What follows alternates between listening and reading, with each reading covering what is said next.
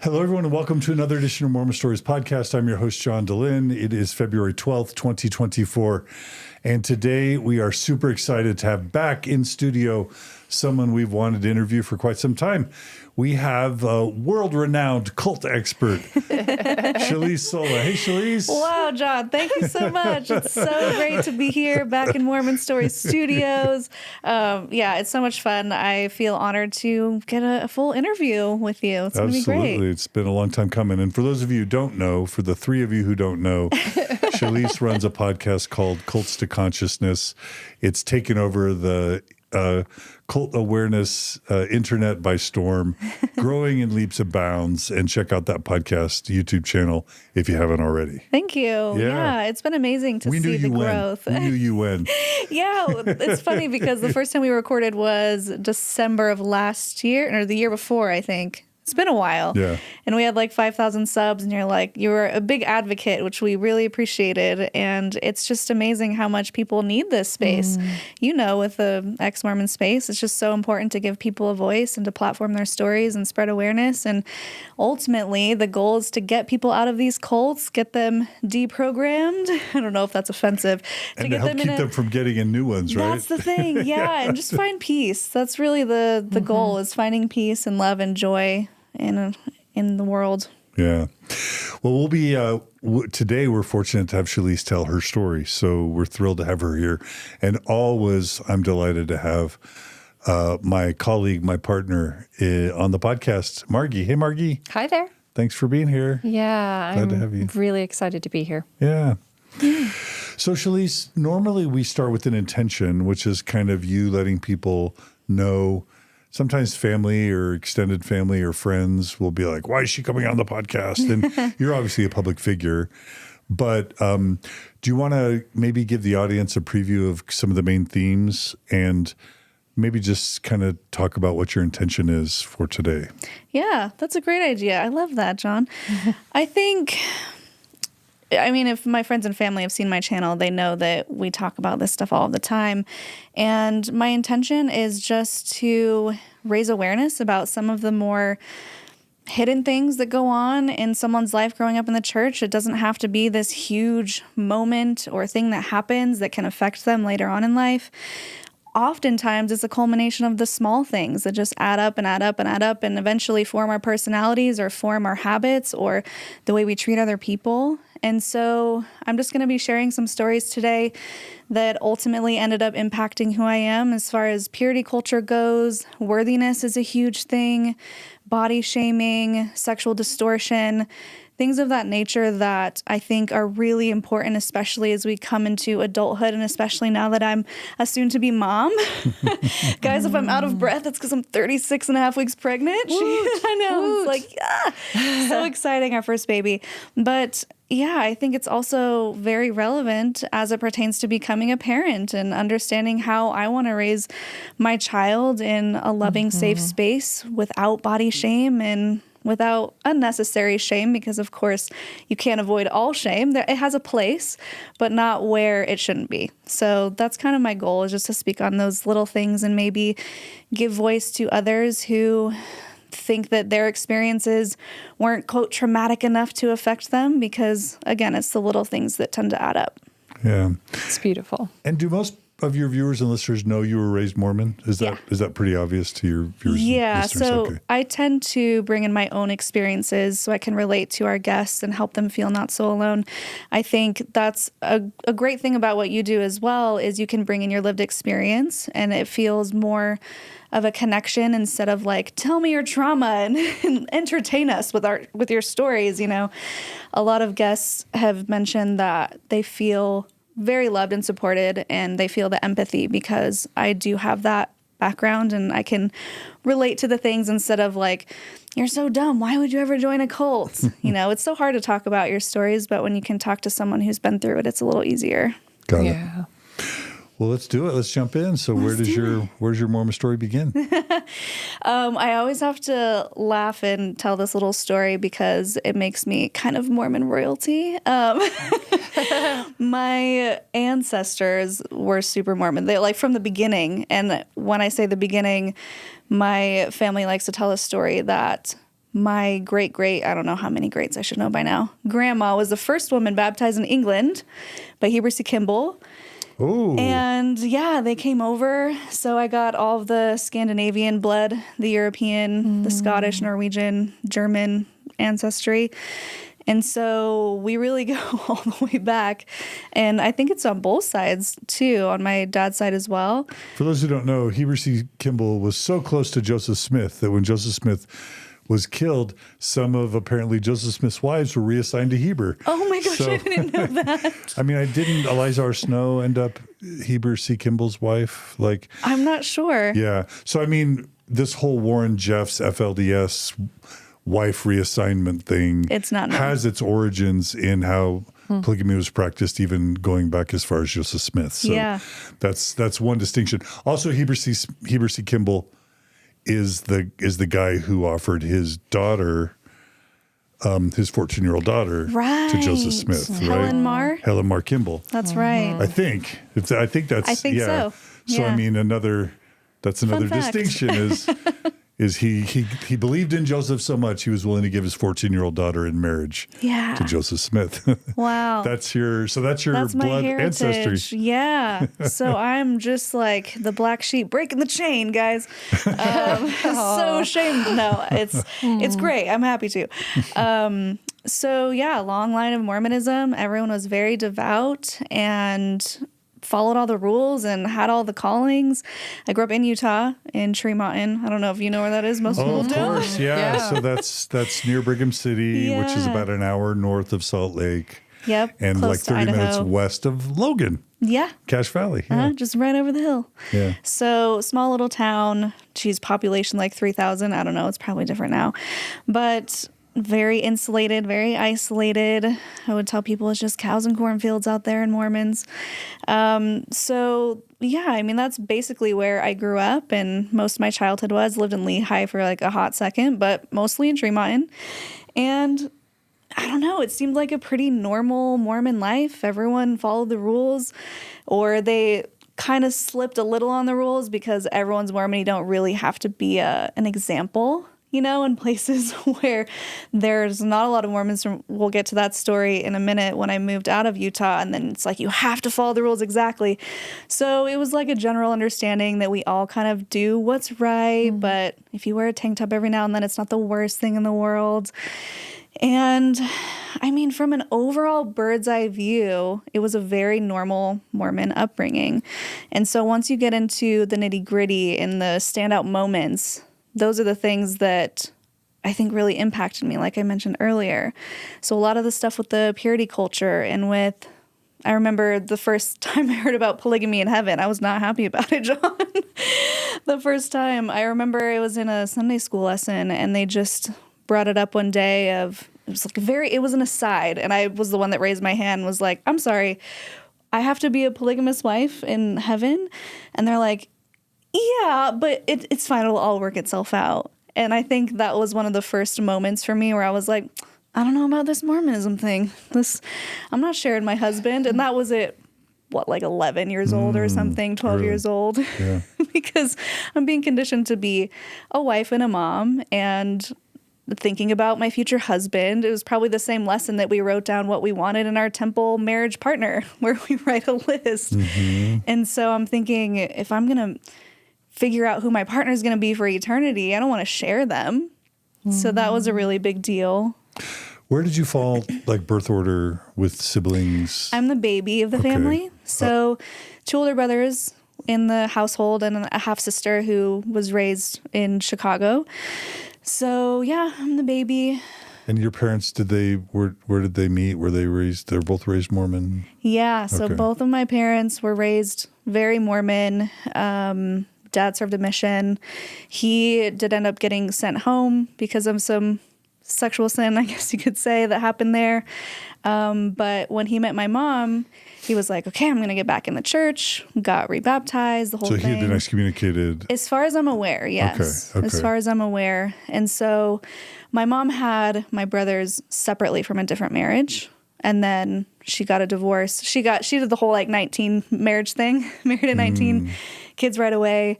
And so She met my dad. 3 months later, they got married. I think they did the whole wait a year thing, get married in the temple. And she got pregnant with me 3 months after they got married. And so she says that I didn't actually know this until I asked her yesterday. She's like, yeah, you went through the temple and got sealed with us. And I was like, oh, I didn't know that was my first time in the temple. I was like a little 1-year-old kind of walking on the altar, just messing around, I guess. So it was a blended family. Yeah. From your parents were married previously. Is that right? Okay. Yeah. Yeah, but it's just the 3 of us siblings in the house. What was your family culture like? Like, was it quite merged with Mormonism, or did they do their own thing? How would you describe it? We were very much integrated into Mormonism. So my mom always had a high calling. She was part of the Young Women's. She had leadership positions often and a lot of responsibilities. And she was kind of like a cool Mormon mom where she wasn't ever shaming me for things. She would let me take the lead, like, are you sure you want to wear that? Or maybe we should find something with sleeves. But she was never like, you can't wear that, that's slutty, you know? So I feel really grateful to her to have allowed me to express myself within some sort of boundary. And she always wanted us to go to church. It never felt forced, but it was, she liked doing the guilt thing a little bit. Like, I would really love it if you would come to church with me. And we all loved Mom. So we're like, okay, Mom. My brothers kind of went along with it. I don't think they were ever really invested in Mormonism, but I was. I was the child that was like, I'm a grade A Mormon, and I will follow the rules, and I will make it to the highest level, the highest level, the highest level. How many levels? I'm going to be at the top. And I think that's also part of my mom's personality that I got was the type A. We make lists, we have binders, we have highlighters, and all of that. Yeah. And so when I learned the rules, I was like, I can follow those rules easy. Got this. No big deal. So What were the family rules that would be that maybe a little bit more severe than a normal non-LDS upbringing that y'all followed? Yeah, so we always did family prayer, and we made it a fun thing. So that was, I'm trying to think of the rules that were upsetting. There really weren't many. Caffeine? Was there caffeine a thing? So I only found out recently, a few years ago, that caffeine was an actual rule. I didn't think it was a rule because we had caffeine in the house. We had just regular pop in the fridge. But not coffee, tea. Not coffee or tea, no. Okay. But I remember asking my mom, I was like, yeah, I mean, it's not a real rule. And she's like, oh, no, it was a rule. We just didn't do it. I was like, what, Mom? I didn't know that because she was so by the book. And she will even say, I'm a rule follower and I do things by the book. So that was kind of one of those funny things that I always thought people were just being extra when they were following the no soda rule. So we did family prayer. We would like yell it from the house, family prayer, and the last person to get to the ottoman would have to say it. So it was a fun little thing. We tried to do family home evening, but we were all involved in extracurriculars. So I was doing drill team and competition dance. My brothers were doing every single sport. So it was really hard to do the family home evening, but definitely church on Sundays, definitely mutual for me. I went. And that's where I think a lot of the standout lessons were once I got to the age of maturity, according to Mormonism. So you would have, if someone had asked you how happy you were in your childhood by the time you were 12, you would have said normal, happy upbringing kind of thing? Okay. Yeah, I would say so. Okay. I would ask you too, just as a girl growing up, what do you remember like loving? You mentioned kind of dance. Like when you think of yourself or can picture like young you, what do you remember about yourself? Like, were you extroverted? Did you love people? Were you a pleaser? Did you like all those kind of things? Yeah, that's a good question.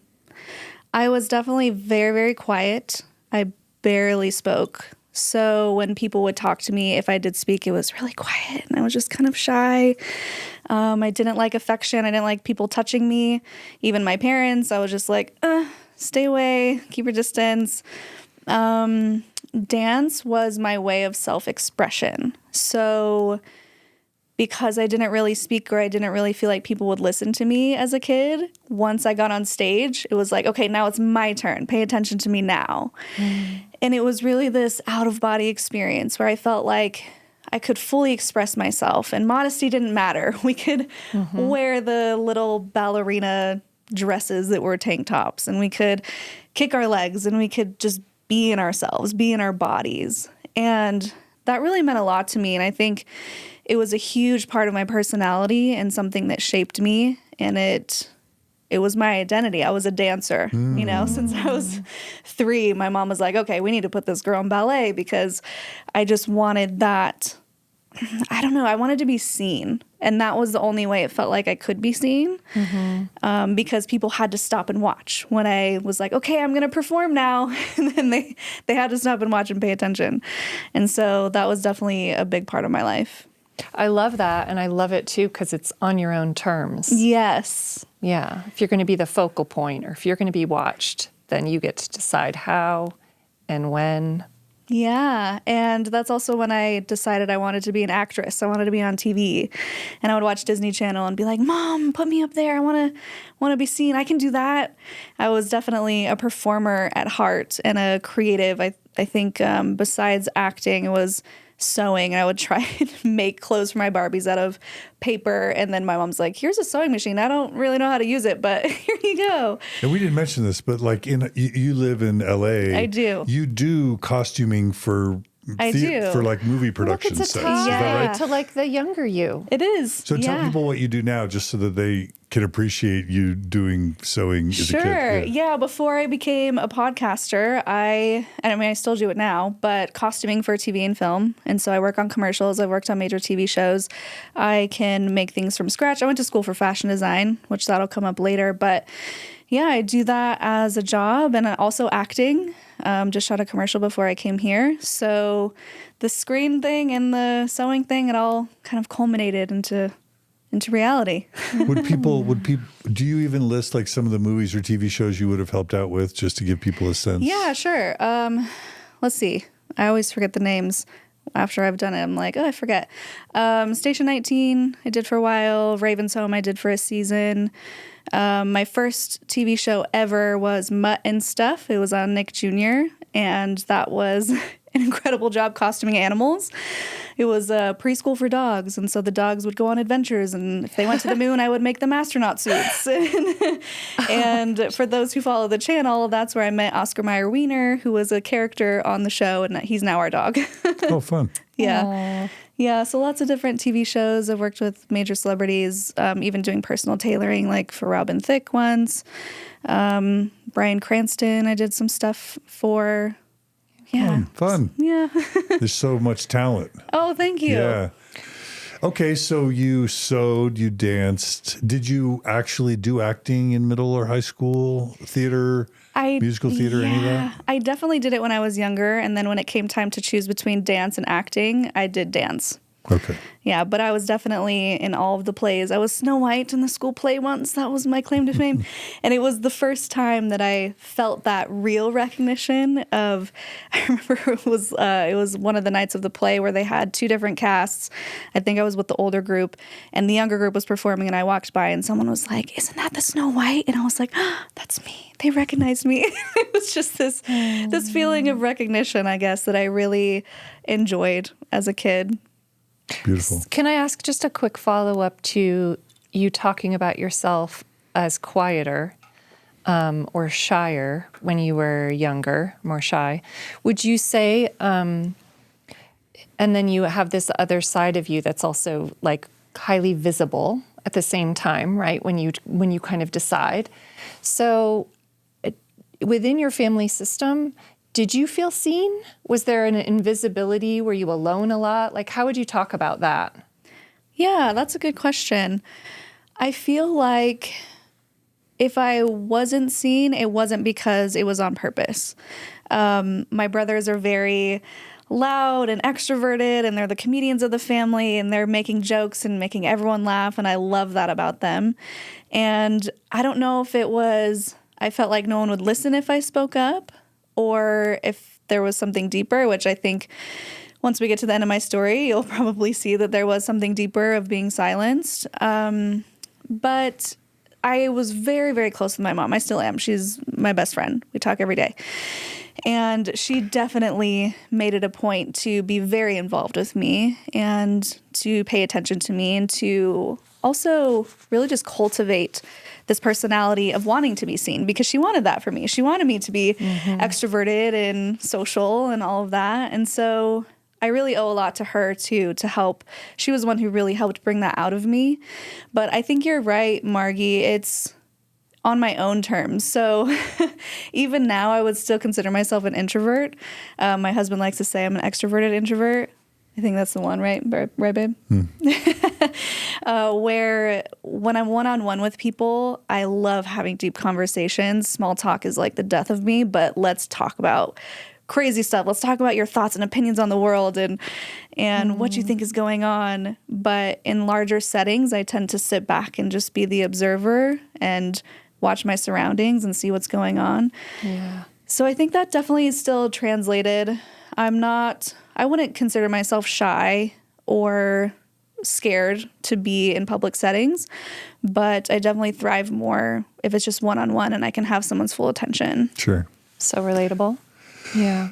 Okay, so in the performing arts, should we talk about just kind of your Mormon teen years now? Yeah, sure. And if at some point, well, I'm curious whether you loved, let's say from 12 to 18, did you love your Mormon teen experience? Did the train go off the tracks? Or, how was it? Yeah. Let's see. I think I would start from the earliest, the 12 years of age, where I was so excited to be in Young Women's. Beehive, right? Beehive. My mom had already been in the leadership in Young Women's, and she was doing all the fun activities, and I wanted to do the fun activities. So I remember being excited to get into it. And I think that's where everything kind of started to go downhill with the purity culture thing, because that's where it starts, is when you're 12. What are the types of messages you would get as a 12-year-old? So the first one that I remember really affecting me, and it's not to do with purity culture, but it's the fear of if you don't follow it, which was the lesson of the different kingdoms. So my mom was super pumped, and she's like, I had so much fun setting that up. And I was like, yeah, it was kind of dramatic. Thanks, Mom. It was super effective. And for the Never Mormons, tell them the lesson just Yeah, high so level. I'll give you an idea. They set up different rooms in the church house that were decorated like the three kingdoms. Oh, like the temple ceremony. So like a really bright room for the Celestial Kingdom. Did they do that in a temple too? In like the Salt Lake Temple. So this is a little bit of history. So before there were movies in the temple, did you ever go through the endowment yourself? No, I didn't. Okay. So nowadays when a Mormon goes to the temple, they sit in a theater and watch a movie. Right.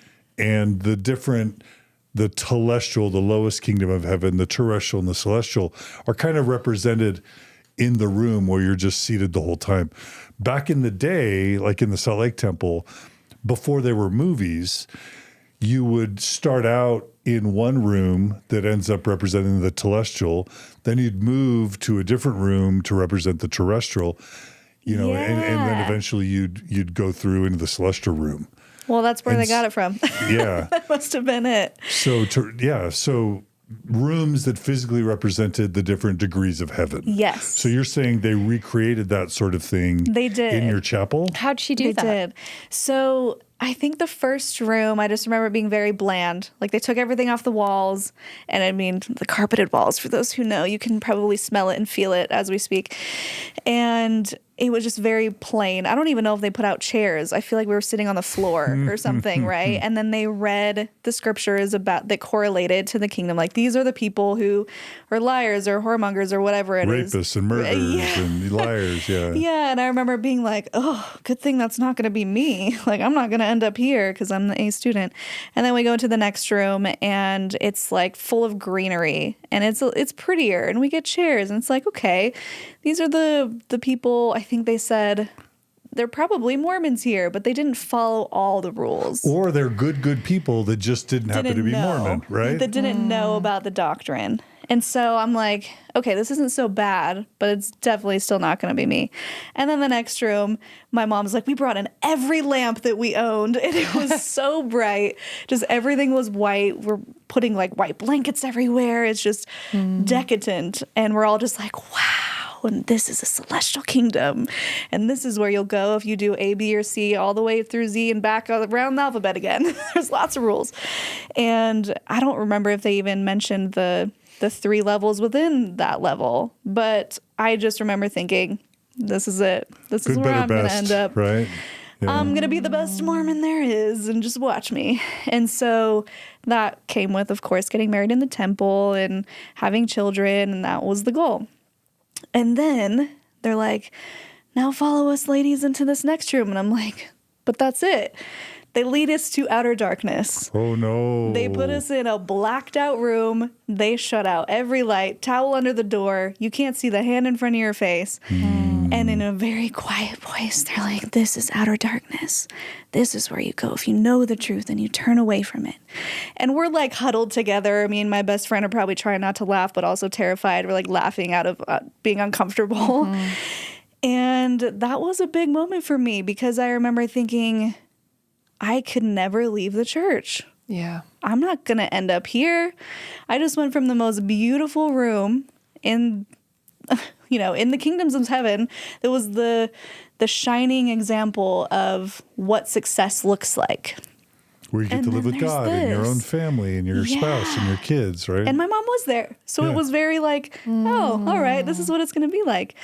And then to go to complete darkness for eternity, that's really terrifying. Yeah. Yeah. And I'm a young kid. Yeah. That's right. And so from there on out, I'm thinking, well, gotta follow all the rules and gotta do a perfect job. And the perfectionism sets in, the body shaming comes in, the dysmorphia, where you start learning that the more righteous men get the hottest women.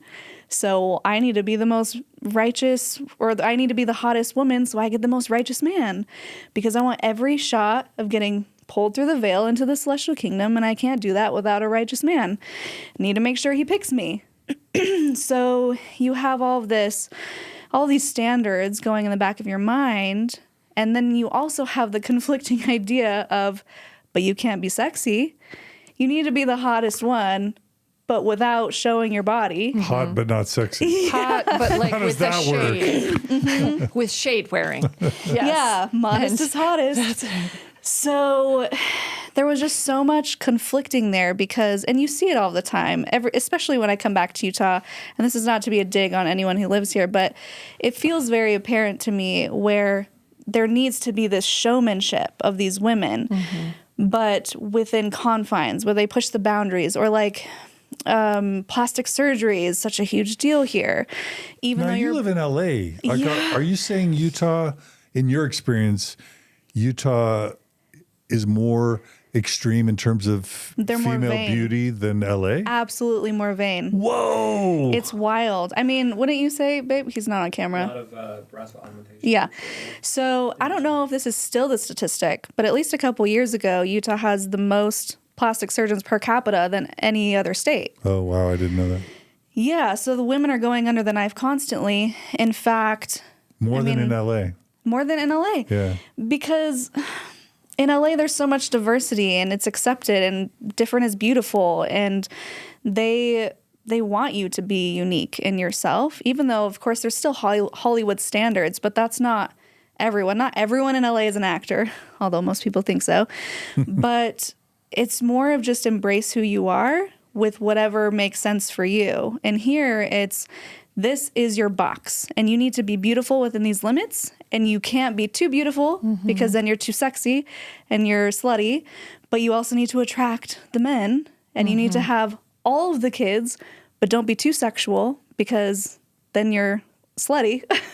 That's right. So it's really hard to navigate. And that's something that I remember distinctly was, oh, when I grow up, I'm going to get a boob job. And I did. I took them out because they made me really sick. But that was a thing. Like, everyone always knows, like, okay, well, if you're not blessed in the chest, then just get them when you're older. You look very shocked. What age? I was just saying, what age? So I got them put in at 23. Okay. So I was later. running for Miss California USA, and I was like, well, if I'm going to win, I need boobs. It was just like very clear to me. So that was a big part of my upbringing, is having the perfect body. I remember getting made fun of a lot because I had a big butt, have a big butt. And I'm thinking like, well, is that a bad thing? But I'm supposed to be sexy, but not too sexy. Again, it's this whole back and forth.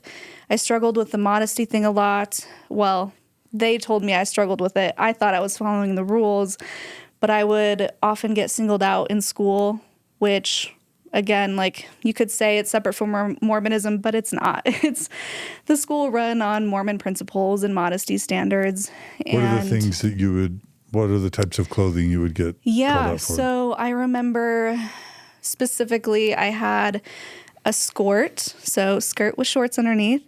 That was just at my fingertips when I put my arms down, which were the rules. And I got called in, and there was an assistant principal who literally circled me. It was a woman, actually. She circled me, looked me up and down, and was like, "That's too short. You're, causing people to look at you. It's distracting, and I can see your underwear lines." And my response was, "Really? I mean, I'm not looking back there. I don't know what you can see, what you can't see." But it felt very violating. I'm like, why is she looking at my underwear? And other times where I would have a shirt that covered my stomach, and then I would get called to the office because they said, "Well, when you raised your hand, your stomach was showing." And I was like, how am I supposed to control that, And then I call it the shame shirt. So there was this one specific time, and this is really funny. There was a little talent show, and as the dancer, I was like, I'm going to do a dance routine with my best friend. And so we changed into these shirts. And what's funny is I don't know if my mom was aware of the saying or if she didn't even know. It said All-Star 69, and it was a baseball shirt. So it was like an actual baseball looking shirt, the 3/4 sleeves, and it had the number like it was a jersey number, and it said All-Star, like the All-Star team. So we changed into them, did our little dance. We were going back. We were walking into the bathroom to change into our other clothes, and we got yanked out by, I think it was the same woman that sized me up the last time with the skirt. And she just started screaming at us, "That is so inappropriate. How dare you wear something like that in school?" And we're like so confused because it was long, had long sleeves, and we're just looking at each other like, I don't get it. And she's like, "Don't you know the rules? It's in the handbook." And my friend, I love her so much, she's like, "I don't read." But we're just like, we don't understand what's wrong about it. But guess what? We have clothes that we were just about to put on, so it's fine. "No, you're going to come with me." So she takes us to the principal's office. Was it the number 69? 69. Because it's a sexual reference to the sexual position. Yes. Okay. So she takes us to the office, and she gives us what I call the shame shirt, which is like the 4XL school shirt with the logo on it. And we were just like, why are we being called out right now? By the time I get back to the classroom, everyone's like, "Well, what was the shirt?" And we're like, "It just said All-Star 69. Well, now kids are talking about what 69 means. Like, it did not need to be a thing. Oh, yeah. So that wasn't you being rebellious or naughty? No, we had no idea. Okay, you just didn't know. Had no idea. Yeah. And we were publicly shamed for it. And we weren't even allowed to put our own clothes back on, which, why do you need to make a spectacle of it? And now kids are talking about it. I know the effect is that now it's a thing. Yes. Now it's like spotlighted as opposed to, yeah. And that's one of my biggest gripes, too, with purity culture is they put so much emphasis on it that it has the opposite effect. Totally. And it hypersexualizes everything instead of just allowing girls to be girls and not sexualizing a 12-year-old for wearing a tank top. Like, we don't need to be doing that. It has the complete opposite effect than they want it to. Yeah.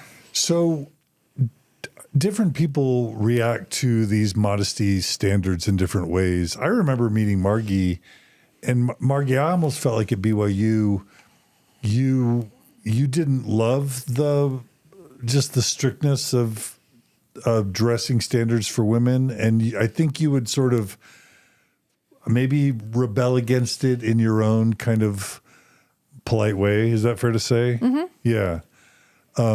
I grew up back east, and so we definitely had some similar conditioning, but obviously we went to school with people, like we had a much more diverse experience, and our schools weren't doing the things like that you experienced, which I recognize because when we moved to Logan, what you're describing absolutely was part of our children's experience too.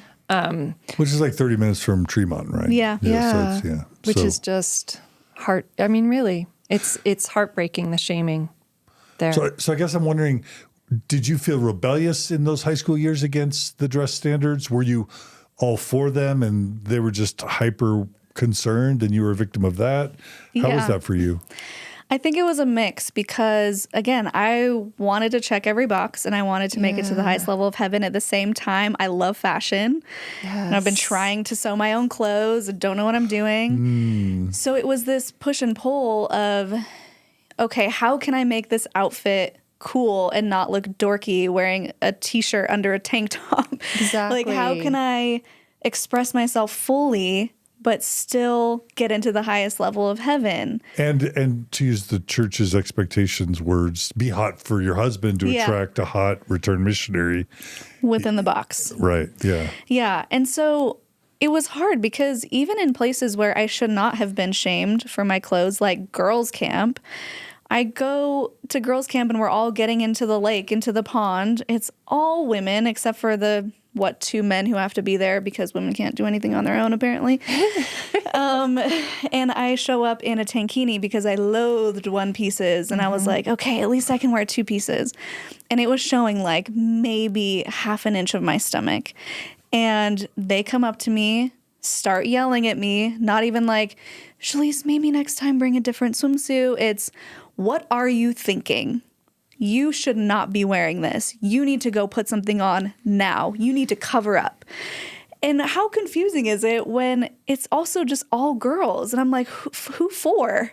Who am I covering up for? Because my whole life I was taught that my body is not mine. It's for the gaze of men. And either it's in a negative sense of you can't show your body because of the gaze of men, or once you're married, you need to show your body for their approval. Yes. And so it was just a weird situation where now I'm putting on this, again, I think they gave me a giant t-shirt and I'm drowning in the lake because I can't swim with this t-shirt on. And it just was compacting, like all of these things, all of these messages. And so I really wanted to be good. And at the same time, I wanted to be myself. And that was conflicting so much. I mean, I knew it was my junior year of high school, I took a fashion design class and I was like, this is what I'm meant to do. I'm meant to design clothes. And so it was really hard to kind of work around that mentality of, yeah, but everything that I find interesting isn't modest. And what do I do with that? In fact, when I moved to Oregon, my senior year of high school, the bishop, we had our little meeting or whatever. And he was like, okay, what are you doing for college? And I'd already decided I'm going to go to school for fashion design. And he's like, oh my gosh, that's so amazing because now we're going to have someone to design modest clothing. And I was like, no, I don't think that's going to be me. In my head, I'm thinking, sure, I'll wear modest clothing, but I'm not going to design modest. Like, that's so boring for me. Not to say that you can't have cute clothing that is modest, but I wanted to be outside the box. Yeah. And so it was a really weird moment for me when I was like, oh, this is what they expect of me, and I don't know if I can live up to that. Yeah. Yeah. I have a question around your teen years, and as you're describing all these messages about your body that feel like the end result is largely dissociative, right? Yeah. With your own body. If it needs to look a certain way, be dressed a certain way, and you're getting a lot of feedback about what your body looks like and what it's doing to other people's thoughts, or like how did you feel about your body as a teen? I would say largely I didn't like it. I was waiting for the genes of my mom's natural, beautiful breasts to come in that never did. And I was getting made fun of for having a butt that was too big and wouldn't fit in most pants. And I don't know, because I did get a lot of attention in some ways, but then in other ways it was like, maybe it's bad attention. Maybe I shouldn't be trying this hard.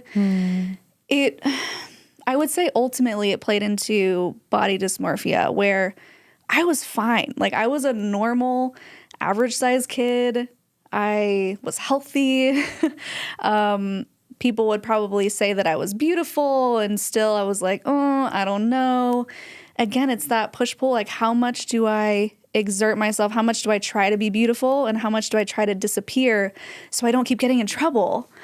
And I feel like that was part of it too, is I would say that I would have considered myself more of a popular kid because I was on the dance teams and I had a lot of friends. And I feel like they targeted me because of that. So anytime that I would get in trouble for being immodest, I would be like, what about her? She's wearing like a literal belly shirt before she raises her hand. And I remember asking them, why are you not getting her in trouble and just me? And it's, well, you need to set more of an example. So it's like I was standing out, but not in a good way. It was just all really confusing. And so I think it ultimately took a toll on how much is it okay to be beautiful and sexy? How much do I need to disappear? How much do I need to try and fix myself and change myself, knowing that big breasts are a beautiful thing and people want them and men want them, but don't show them. But maybe you should get them so that you can attract the right guy. You know, it was just weird. I mean, now that I'm speaking it out loud, it's so confusing It is confusing. Even like elaborate on. Yes. Yes. Yeah. And also, like, what I'm noticing too is like what happens, and these are developmental years too, just when you're in this space of where everything, it's so evaluative. You're like looking at your body in this way of evaluating body parts. And if they're objectifying. Objectifying. Right? Yeah. And there's like there is a clear optimization plan on the body. Oh, yeah. And that's just such a different space than really being in your body, having an experience of like what feels good, what feels natural to you, what feels honoring, and having that be kind of your guide. It's very much, it's centered on other people's experience of you. And And that's such a good point. And I want to quickly point out too that when we talk about modesty, especially on our channel, we often get people being like, what's wrong with modesty? Modesty is beautiful. Absolutely, if that's what you want. If you feel comfortable covered up and you feel your most beautiful self and no one is forcing you to do that, please do that. Do what makes you comfortable.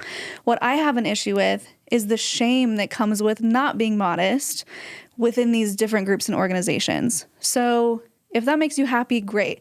It didn't make me happy. I just felt restricted and objectified and put down. Sexualized. Yeah.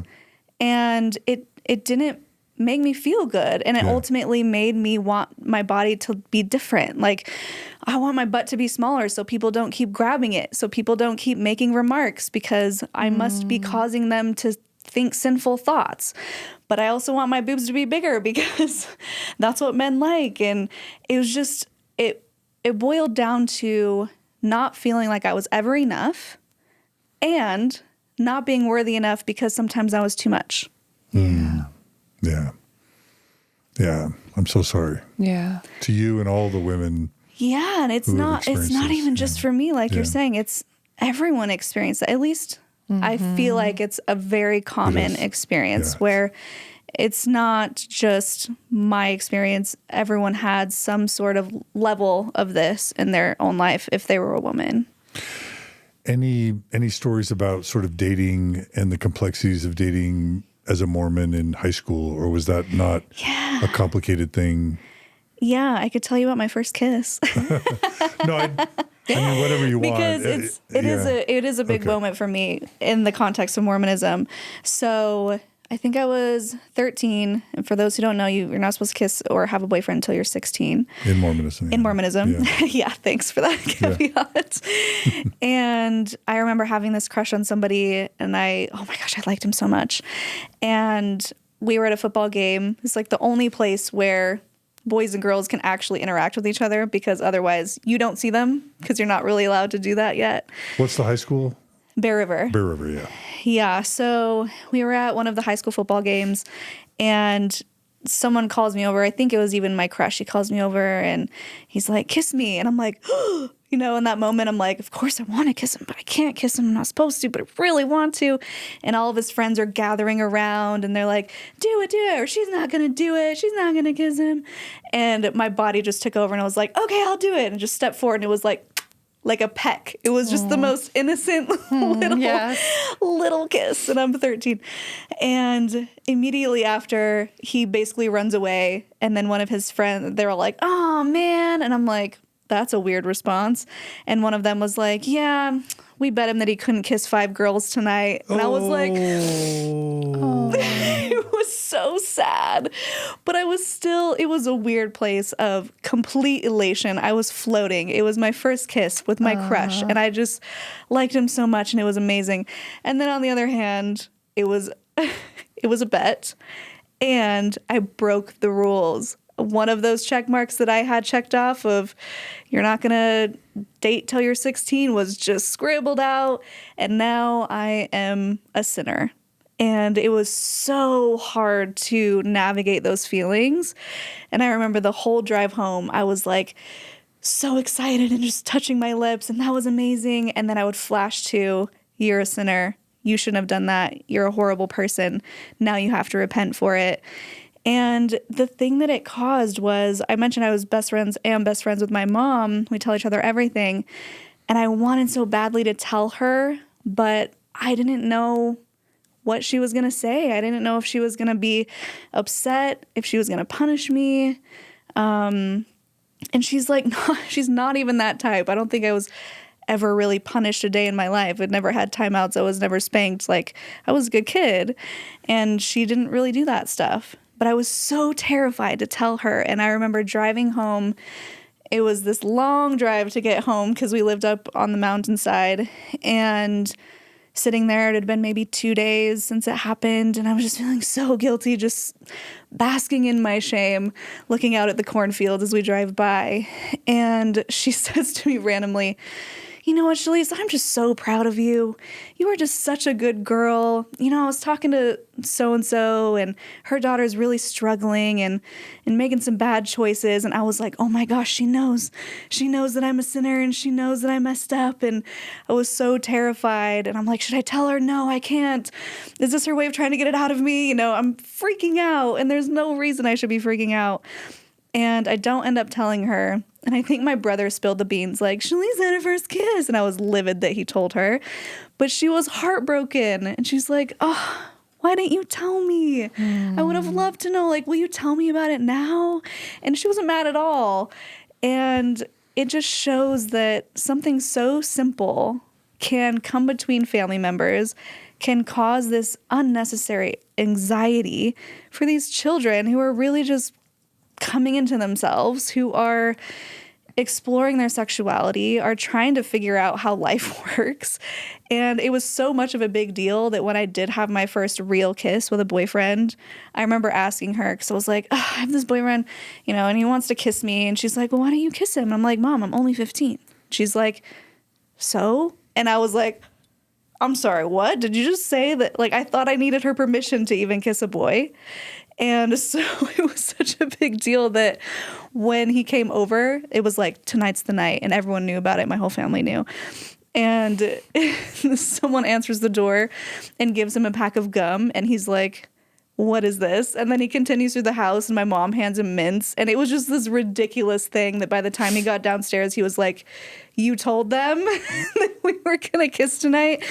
It's just so funny and so unnecessary. And just all this attention put to a place where it really doesn't need to be. It's not that big of a deal. Yeah. Any, just because it's such a part of so many people we interview's Mormon story, any sort of Bishop Worthiness interview sort of interactions in those high school years or not? Oh, yeah. That was definitely a big part of the shame too, or at least where it started. So I remember the first time, trying to think back of how old I was. I must have been 15 because I had been making out with boys at this point, or my boyfriends. And they were going to do a temple trip for baptisms for the dead. And I remember thinking, oh, I might not be worthy. And I was actually terrified because I had been going on these for years. And again, my mom was in the Young Women's. And so I'm thinking, well, if I'm not worthy, she's going to find out. And everyone's going to know that I didn't go because I wasn't worthy, because everyone's going to expect me to go because I'm the superstar Mormon. And I remember going into the office and telling him, it was something like, I think I laid on top of him while I was making out. And I thought that that was just not okay. I mean, they tell you it's not okay, so it wasn't completely wrong. And luckily, my bishop was so kind and loving, and he was like, Shelise, thank you for telling me you are more than worthy to go to the temple. It was my only positive bishop experience. So it was like completely terrifying and full of anxiety. Yeah. But the Bishop Roulette gave me a very kind, compassionate guy to talk to, which was not my experience later on, Really which we'll quick, get to. is it okay if I just say that even if you weren't shamed and he was a nice guy, there's still a problem with, number one, Absolutely. an adult asking you about your sexual behavior as a teen alone in a room. Absolutely. But separate from that, just the idea that you are in a context of evaluation where some man is determining whether or not you're worthy or valuable based on information he's got no business knowing. Even if it's a positive outcome, I just realized that's still problematic. Absolutely. Maybe I shouldn't project that onto you. No, it is. And it's funny because I forget that until I'm speaking to someone who's never been Mormon. And then they're like, wait, why did your bishop know all these things? And I'm like, oh, right. It's not normal to tell people you're sexual. It's like grooming history. you for future shame interviews, right? And it plays into a theme of yours, which is like that literally is like asking a man, here's what I've done. Am I good enough? Yep. Yeah. Am I good enough? Yeah. And for many, it's absolutely not. And everyone's going to know it. Yep.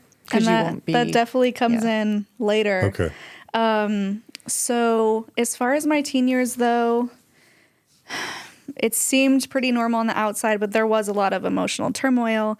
There was this guilt, this shame that never really went away. There was wanting to push against the boundaries of at least modesty. That was just the one thing. I'm like, I just want to express myself. I always dressed a little different and weird from everybody else because I just like to play around with clothes and identity and figuring out who I was. When they were considering implementing uniforms, I about lost my mind. I was like, no way.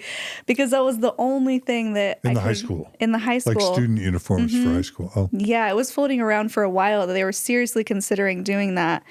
And I'm just thinking, that is the only shred of individuality that I have. And we know that in high demand groups and cults, they take away your identity because they tell you who to be, how to think, how to behave. And so that was my form of self-expression, was dancing in my clothes. Yeah. And so other than that, I feel like it was a pretty normal experience. I had great friends. And then I moved to Oregon and everything kind of flipped on its head. How old were you when you moved to Oregon?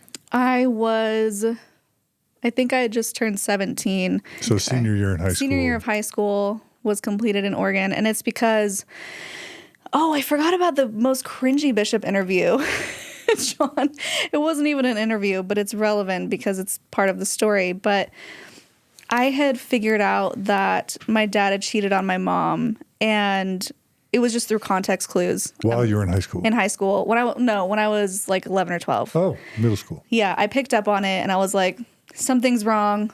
Mom is hysterical. She's crying. She's yelling at him. Heard something about another woman. Like, I was there when she figured it out. And so I remember I got set up with a bishop's interview, and I go in. It wasn't a Sunday. Sit in one of the primary rooms in those little tiny chairs, those hard chairs. I was so uncomfortable. And he's like, do you know why you're here today? Luckily, again, it was that cool bishop. I think it was that cool bishop. And no, it wasn't him. It was somebody else. Want to make sure I get the facts right. But he was like, your parents have been struggling. Do you know what's going on? And I was like, affair? I barely even knew what the word meant.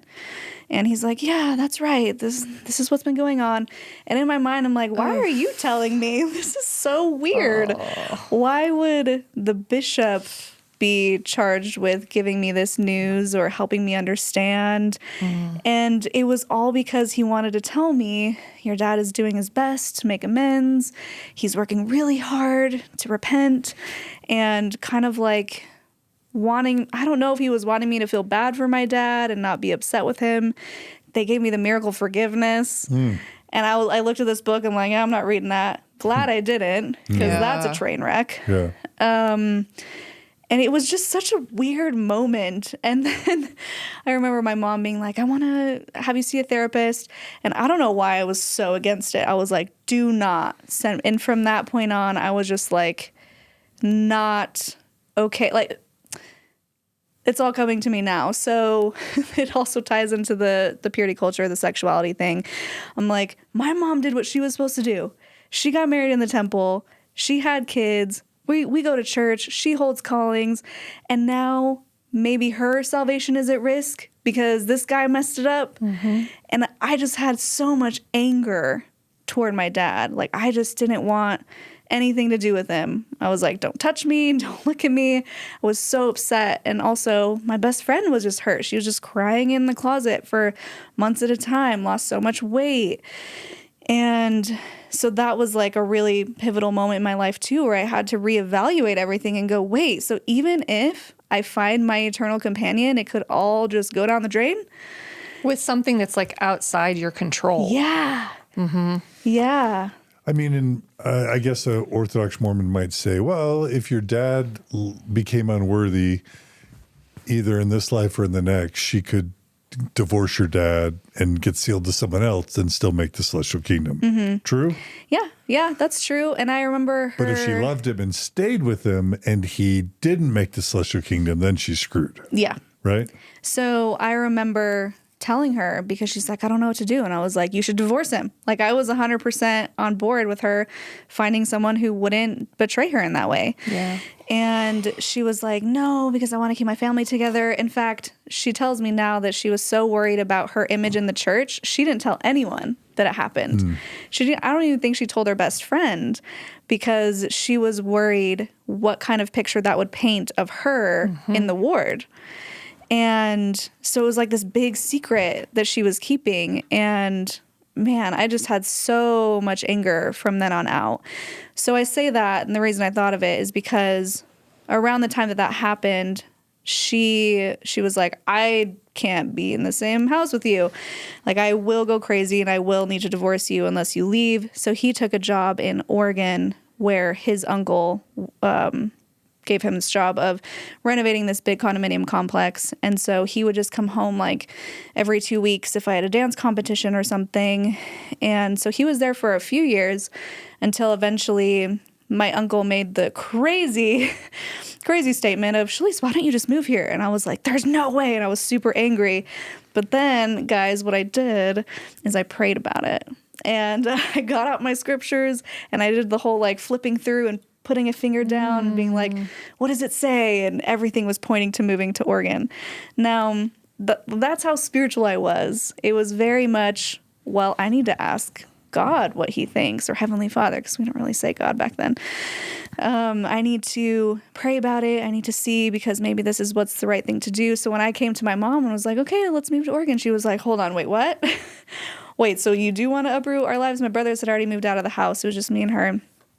And so that's why we ended up there my senior year of high school. So your mom came with you to Oregon? Yeah. Okay.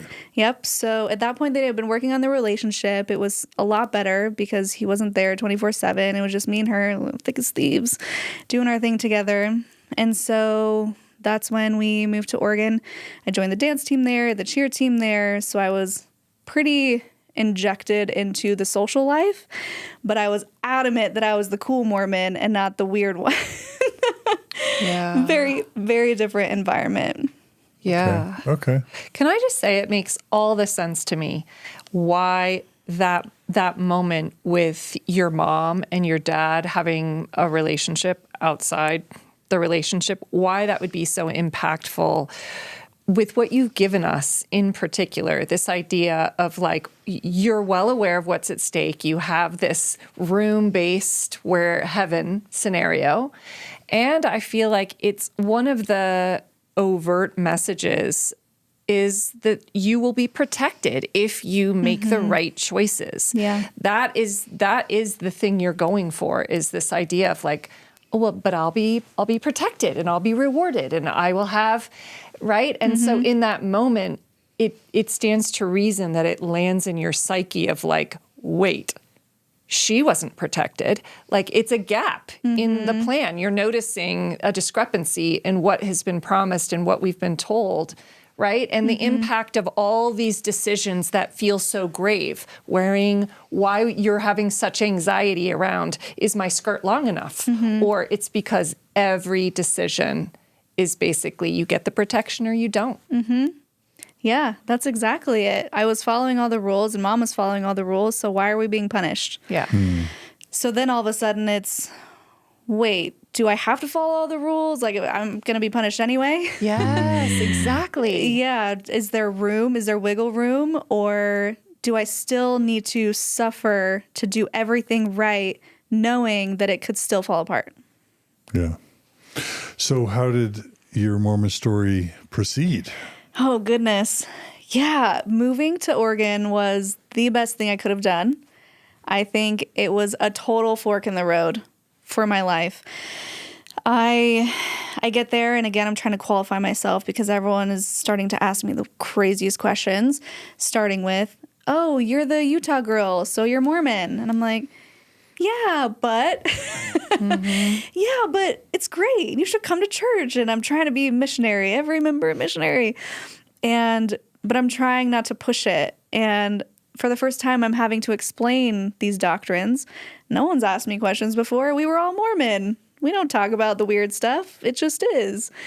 And people asking if I had horns. I'm like, what? Where is that even? Do you know where that comes from, John? The horn thing? I mean, probably, I'm sure they used to think that about Jews. Like, it's just a typical weird Christian, do you have a tail? Do you have horns? Like, when somebody is different, they make weird assumptions like that. Yeah, And there's a polygamy question. Are you a polygamist, right? Oh, How many geez. wives does your dad John, have? I hated that question so much. It was the second follow-up question when after I confirmed I was Mormon, how many moms did you have? And I talk about it all the time on the channel because I hated it so much and I didn't even know that people were still practicing polygamy. I was very ignorant to the fact that there were breakoffs. And anyway, I would get so angry and be like, no, it's one man and one woman for time and all eternity, and I'm going to find my celestial spouse. And forgetting to tell them that, well, there's polygamy in heaven, but I wasn't going to tell them that because that's a little too crazy. I want them to like me. And it just got super complicated because I really, for the first time, tried to distance myself from my identity in order to fit in, but also preach to them in a way that got them over to my side. So it was very interesting. And I remember there was this one time that there were these exchange students, I think they were Russians, and me and my super, super Mormon friend were trying to explain to them about Joseph Smith. And we're like, yeah, it's so great. This guy, he saw God in Jesus, and they told him about this another testament of Christ. And there's this whole book that most people don't even know about where Jesus can, or where it's another testament of Jesus. And they're like, wow, that makes a lot of sense. And we're like, yeah, it was from these golden plates. And they're like, awesome. Where are these plates now? And in the moment I was like, well, they were taken back to heaven. And I was like, that sounds insane. It was the first time that I was just like, I said it out loud and I heard myself say it. And I was like, okay. And we lost him. So it was moments like that where I had to try and qualify myself. And then the biggest one would have been I had made a friend. I considered her my best friend, someone who I could just do everything with. She was also a cheerleader. She came from a very regular Christian family. So long line of pastors. And I don't know what denomination. Maybe it's non-denominational, but like the mega church kind. And so one day we're in my car we're in her car because she's driving and she parks it. It's dark out. And she's like, I need to talk to you. And I'm like, oh, this sounds serious.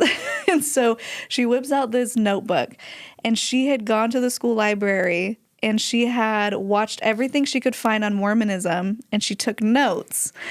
And now she's confronting me like intervention style about Mormonism. And she's like, yeah, you worship Joseph Smith. And I'm like, that's not true. And he translated by putting his head in a hat. And I'm like, girl, it's one of the oldest rumors in the book. And she's like going on and on about all this stuff. And she's like, I'm just really worried about you, because if you don't believe in the real Jesus, because she's like, also you believe he's your brother, and that's blasphemous. If you don't believe in the real Jesus, you're going to go to hell. And she really meant it. She's worried you were in a cult. Yeah. She's trying to save you, get you out of the cult. Basically. She was. Yeah. Because she really cared about me. And I laughed, because I was like, none of that's true. I was like, don't you think I would know? I'm a Mormon. I grew up with this stuff. And like, I would know if that's true. That's just anti-Mormon lies. And she just didn't accept it. And she was like, why don't you just come to my church and, just to like check it out. And so I remember having a conversation with my mom. She's like, yeah, go check it out, see what it's like. And I even considered going to one of those big Christian youth camps. They had like the bungee things and the zip lines and all this, and, and I lived in the part of Oregon that, at least at the time, it was the wealthiest part of Oregon. So these parents had money, and it was like thousands of kids coming to this. And my mom was like, aren't you a little worried that it might rock your testimony? And I was like, listen, Mom. It's so funny, these conversations. I have to laugh now. I was like, they have the truth, but only part of the truth. And I'm never going to forget the rest of the truth. And she's like, that's a really good point, Shelise. And so Your conditioning was rock solid. Oh, it was so good. Like, I could dispel any argument. I was just like on the path. And so I went to her church, and I remember walking in, and it's this just huge building, like an arena. And they got the rock band on stage, and it is so opposite from the don't speak, don't clap in the Mormon churches. And they're like hands up, and they're praising the Lord and singing. And I was just like, this is a concert for Jesus. And it is so weird. I was just so out of my element. And I tried to get her to come to our church, and she never did, because her family was probably like, no, that's Church of Satan. But yeah, in the town I grew up in, Katy, Texas, near Houston, the Baptist church would put on every year a seminar called Mormons and Other Cults, and they would show the movie The Godmakers. So as far back as the mid-'80s, I'm put on notice that people think our church is a cult. yeah. But the weird thing is that doesn't make you suspect your church more. It makes you more committed to your church, and it helps build up these antibodies. It's almost like immunization, like inoculation. Once they come at you and you weather that storm of being accused of being in a cult, anytime after that you're accused of being in a cult, you're like, oh no, I've already dealt with that. Like, been there, done that, know the arguments, know how to say you're wrong. So it actually strengthens your commitment. It does. To be accused of being in a cult. It does. Sometimes to the organization. So what happened with me when she came up with these ridiculous claims, I was like, okay, I'm going to check this out on the internet. So I go home and I start Googling, and this was one of those pivotal moments. And I've told some of these stories before. This is like the main one for me. So I'm Googling, and I come across the ceremony of the slitting of the throat and the bowel thing. And so in the temple. YouTube exists by this point? Around what year would you have been a senior in high school? It wasn't YouTube, so it was around 2008. Okay, yeah. Okay. So, but I didn't find it on YouTube. Okay. It was like this random, back when websites were just really clunky and like purple font and stuff. Yeah.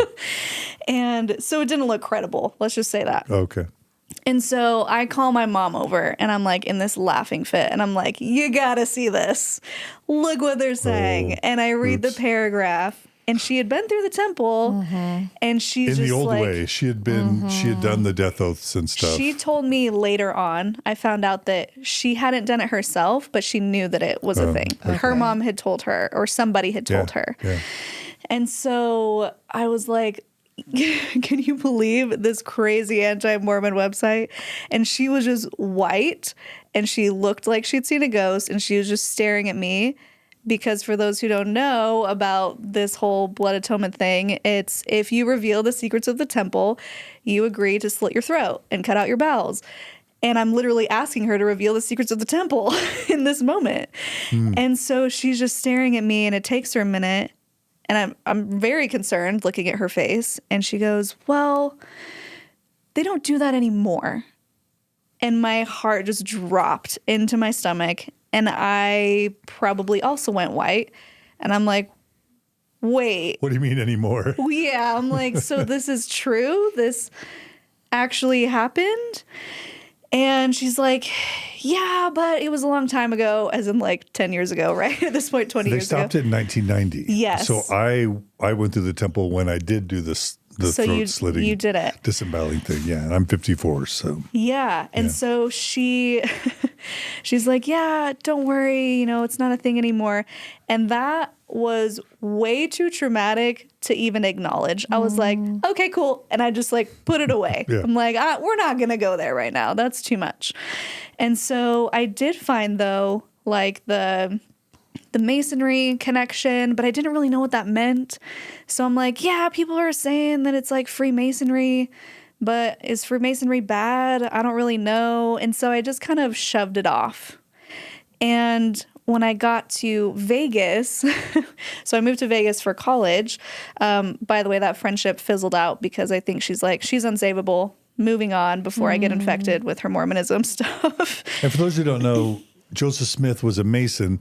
The throat slitting, disemboweling thing was part of the Masonic ritual, probably still is.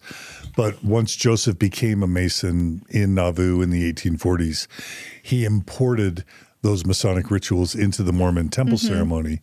And that's how we got it. And that's why it was taken out, is because the brethren realized how embarrassing and cringy that was in the modern era. So anyway, if you want to go read up on Joseph Smith, the Masonic temple ceremony, and the Mormon temple ceremony, there's plenty on the internet now to explain all that. Just wanted to make sure people understood. So where that back came to from. you. So you lose that Christian friend and you go to college really quickly. So by the time you graduate from high school, are you a devout, believing Mormon? Are you in it to win it? Are you believing the church is true? Are you wanting to marry a returned missionary and go to the temple and do the eternal family and all that? Yeah. Okay. So And then why not BYU? Why so Vegas? I was just going to say, there was a very serious conversation that I had with my mom. And I was like, Mom, I think I have to go to BYU. And she's like, why? Because I don't know if she knew much about it or she was just like not wanting me to go the religious direction. But I was like, I know I want to do fashion design, and I don't know what type of program that they have in BYU, but I need to marry a returned missionary and I need to find a hot one. I was like very much in the shallow, like weird hypersexualized mindset of I need a hot guy. And so I'm like, what are the chances now that I've been out of Utah and I understand the slim pickings of Mormons in other states? I'm like, I think I need to go back to Utah where I have more of a chance to find the right guy for me, who I'm attracted to, who also values the church. The selection pool is much bigger. Yes. Yeah. And I don't know at what point we just decided that wasn't for me, but I think someone had mentioned that there was a school in Vegas that focused on fashion design and was really great and it was fairly affordable. And I guess the Spirit led me to that direction where I was like, I want to go to school for fashion design. I don't want to get a business degree and take a fashion class. Like, this is my path. And so that's what I did. And I guess to further answer your question, John, was I still a devout Mormon? I believed it. I believed I still wanted to go to the highest level of heaven, but I was dipping toes in the pool of sin where After high school or during towards high the end of school. high school? Or what we During high might school. now say is Right. self-exploration and developing Which are your Yeah. own identity Our children outside. have helped us reframe it to now it's healthy normative behavior. human behavior. Right? But you're gonna laugh Adolescent. because my way of rebelling was I remember walking out of my bedroom to go to school and I was wearing a spaghetti strap tank top by itself. And I looked at my mom and she looked at me and I looked at my mom and she goes, "You gonna wear that to school?" And I was like, "Mm-hmm." And she's like, "Okay, if you feel comfortable in it." This is why I love my mom. Like, she didn't say no, but she was like, "If you feel comfortable," which the subtext was, if you're okay with not being modest, like, what that means. And I was like, great. And I went off to school and I was so pumped that I wasn't being shamed for once, which was also a funny thing in Oregon. When I sat down with the principal before I even started the school year, just to be like, "Hi, I'm the new kid. This is how we do things." I remember asking him about modesty and I was like, "Hey, so do you guys have some rules around dress code?" And he was like, "What?" And I like to say he looked at me like I was asking if they had a unicorn equestrian team, because he was like, "What do you mean?" And I looked at my mom and I was like, "Did I say that right? Am I being clear?" And he was like, "Just wear what you're comfortable in." He was so confused. And in that moment, I was just like, wait, other ways of life exist? That's right. Like, I'm not going to be shamed here and constantly called to the office and told to put the shame shirt on. It was such a paradigm shift for me. Everything just shattered in the way of, this is how you do things. But there's options. That's right. Yeah. Different world. Yeah. Different rules. And you know what's crazy? It's not crazy. In my mind, it was crazy that people didn't abuse that. Like, girls were coming to school in shorts, yeah, but everyone was wearing respectable things. No one was distracted. So weird.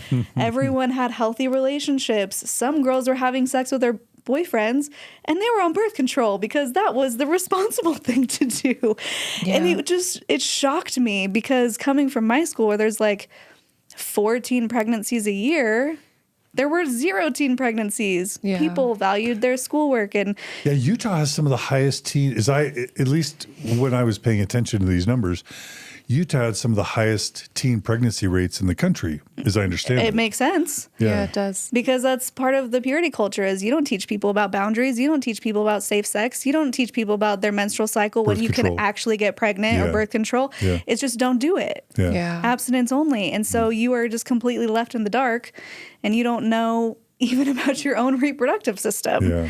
And so I just remember being like, wow, this is so interesting that girls are wearing whatever they want and they're not being called sluts and they have healthy relationships with other boys. And I mean, the first time I even let someone touch me was my senior year of high school, like in any sort of sexual capacity other than kissing. And even then I felt really guilty about it, but also I was like, wait, this is what I've been missing? So that's when things started to shift a little bit and my perspective started to change, because I realized that that wasn't the only option. Yeah. And that people were existing outside of these rules in a healthy, happy way. So you didn't try and repent with your bishop? I didn't at that time, no. Okay. And I don't know, I also really didn't like that bishop.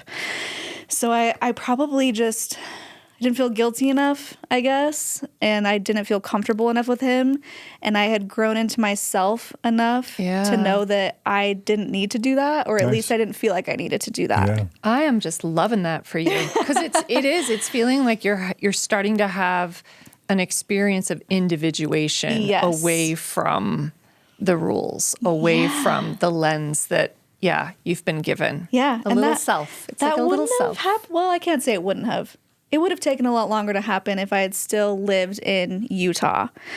It took me being plucked out of this environment and put into something totally different to understand and to see with my own eyes that people exist outside of this paradigm and that they're doing great. Exactly. It's that Truman Show thing. Yeah. Yeah. That's Yeah. great. Okay. Yeah. So do we switch to Vegas now? Let's or? switch to Vegas. Okay. How much time do we have? No, it's we're Am about I- an hour We're doing and 15 great. in. We're doing Okay, good. That's good. I don't yeah. know if I'm like rambling No, too it's much. good. Okay. No, not at all.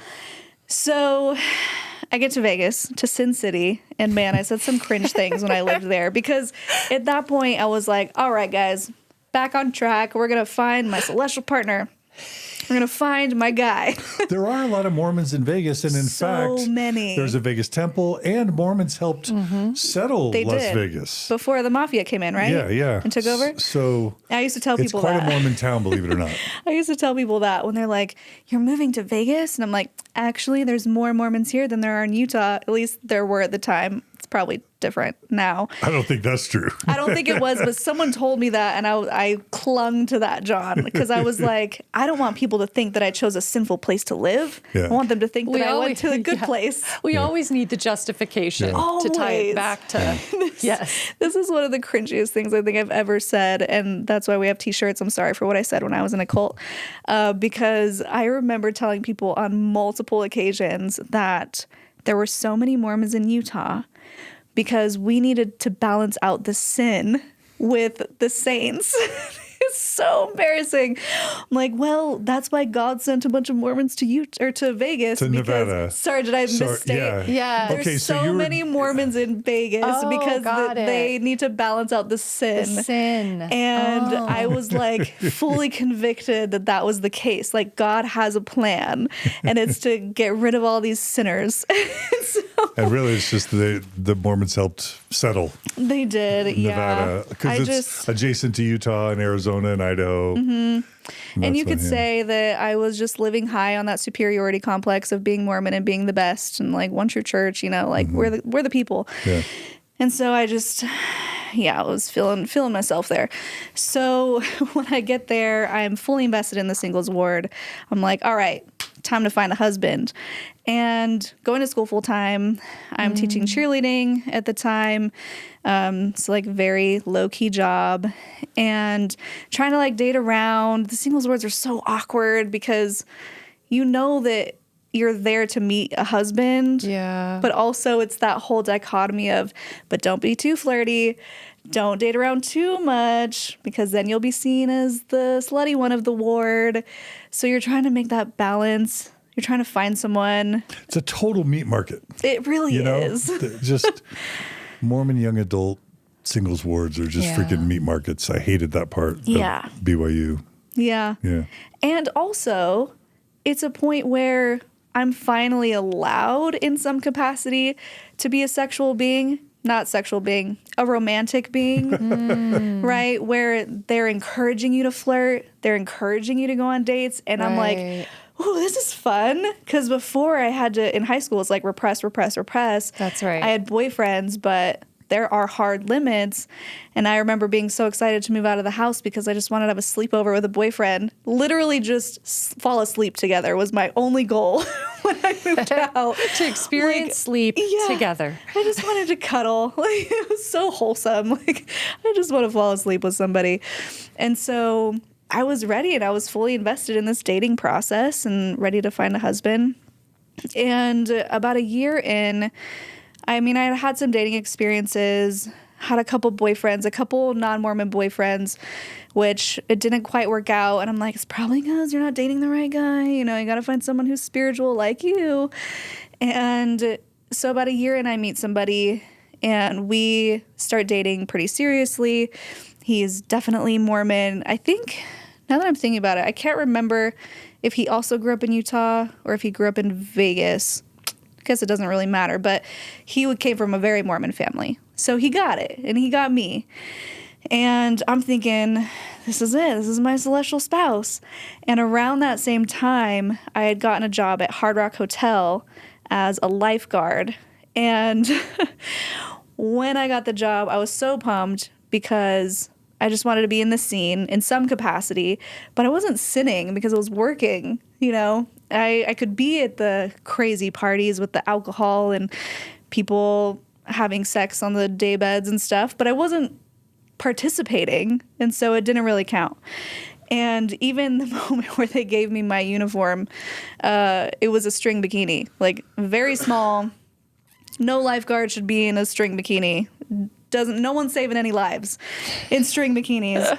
But I remember getting it from them, and I tried it on, and they're like, how does it fit? It was real small, and I got a big booty. And I'm like, is this the largest size you have? And they're like, yep, that's it. And I'm like, okay, I guess it fits. So that was also a moment where I had to ask myself, are you okay with working here? Even though it took so much to get that job, and it was a privilege to get that job.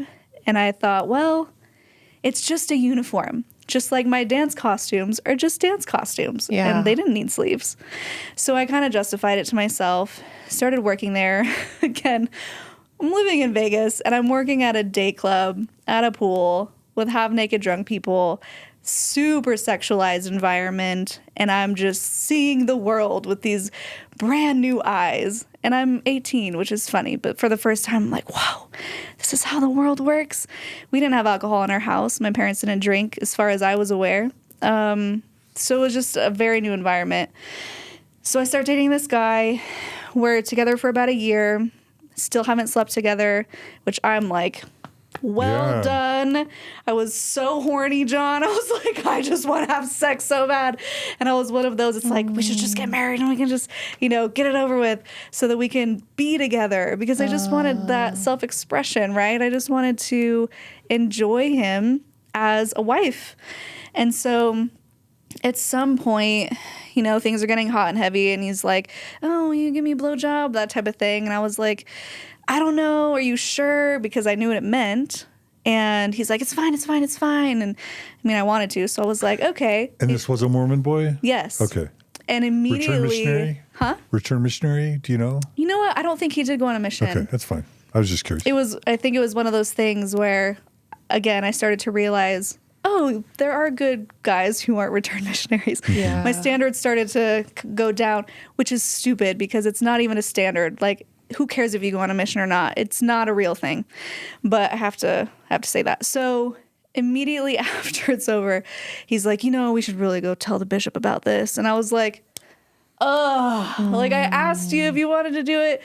It's like either we break the rules and that's it, or we stick to the rules and we don't have to confess. Yeah.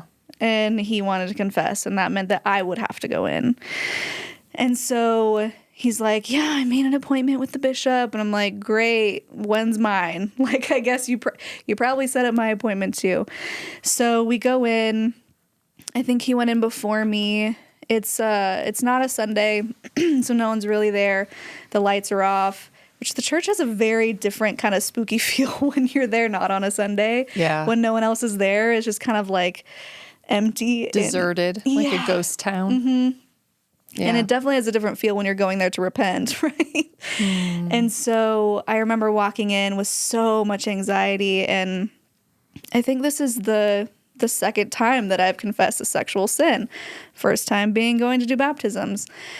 And so I remember giving him like a very vague explanation of what happened. Just like, all right, I'm just going to put it on the table. There. We went too far. No, yeah, we went too far. And he was just like, thank you for telling me. This Bishop Roulette was not in my favor. So he was very kind in his delivery, but the words were so piercing. And he said things like, this is a very serious sin. This is a sin next to murder. And I'm like, I'm gonna stop you there because we didn't have sex. And he goes, oral sex is sex, Shelise. And I was like, but it's not though. It's really, really not, because I was very proud to still be a virgin. And I was like, if I'm going to get punished the same, I should have done the real thing, Yeah. And he was like, no, it is extremely unnatural. It is nowhere to be found in the Bible, which it's funny. People in the comments have told me that it actually is in the Bible. I still don't know where, but. Song of Solomon would be one candidate in the Old Testament, yeah. And so he was just going in on how dirty and gross I was for doing this. And you basically lost your virginity and you didn't even know it. Exactly. Yeah. Exactly. And I pushed back a little bit. There was one point, first, after telling me how awful I was, and he was telling me that, maybe there's some things you need to be doing differently in your life. Maybe you need to make some changes. I know that you work on Sundays. And I was like, what does that have to do with anything? Because it was a requirement. This was called rehab at the time where I worked. The day party was called rehab. It was televised. It was a Sunday party. I had to work on Sundays. But even so, I would beg everyone to let me leave a little bit early so that I could change while I was speeding down the freeway. Very unsafe. Don't recommend this. Speeding down the freeway while putting a dress over my swimsuit so that I could make it to the last hour of church. I was still committed. And I would take out my second piercing because I thought it was cute and I put it back in when I would go to work. And then I would take it out when I would walk into the church building. So he was like, I know that you work on Sunday. And I'm like, well, I have to. And he's like, well, maybe you should think about getting a different job. And then he starts attacking my character. You know, I really just don't think you're on the spiritual path. I don't think you're spiritual enough right now. I really think that you're a bad influence and you probably shouldn't be dating him and you should probably break up with him. I'm like, I'm the bad influence. It was his idea. And I'm just getting all the blame and all the shame. And I'm thinking, where's But Mormon boys are taught that women are supposed to help keep them pure.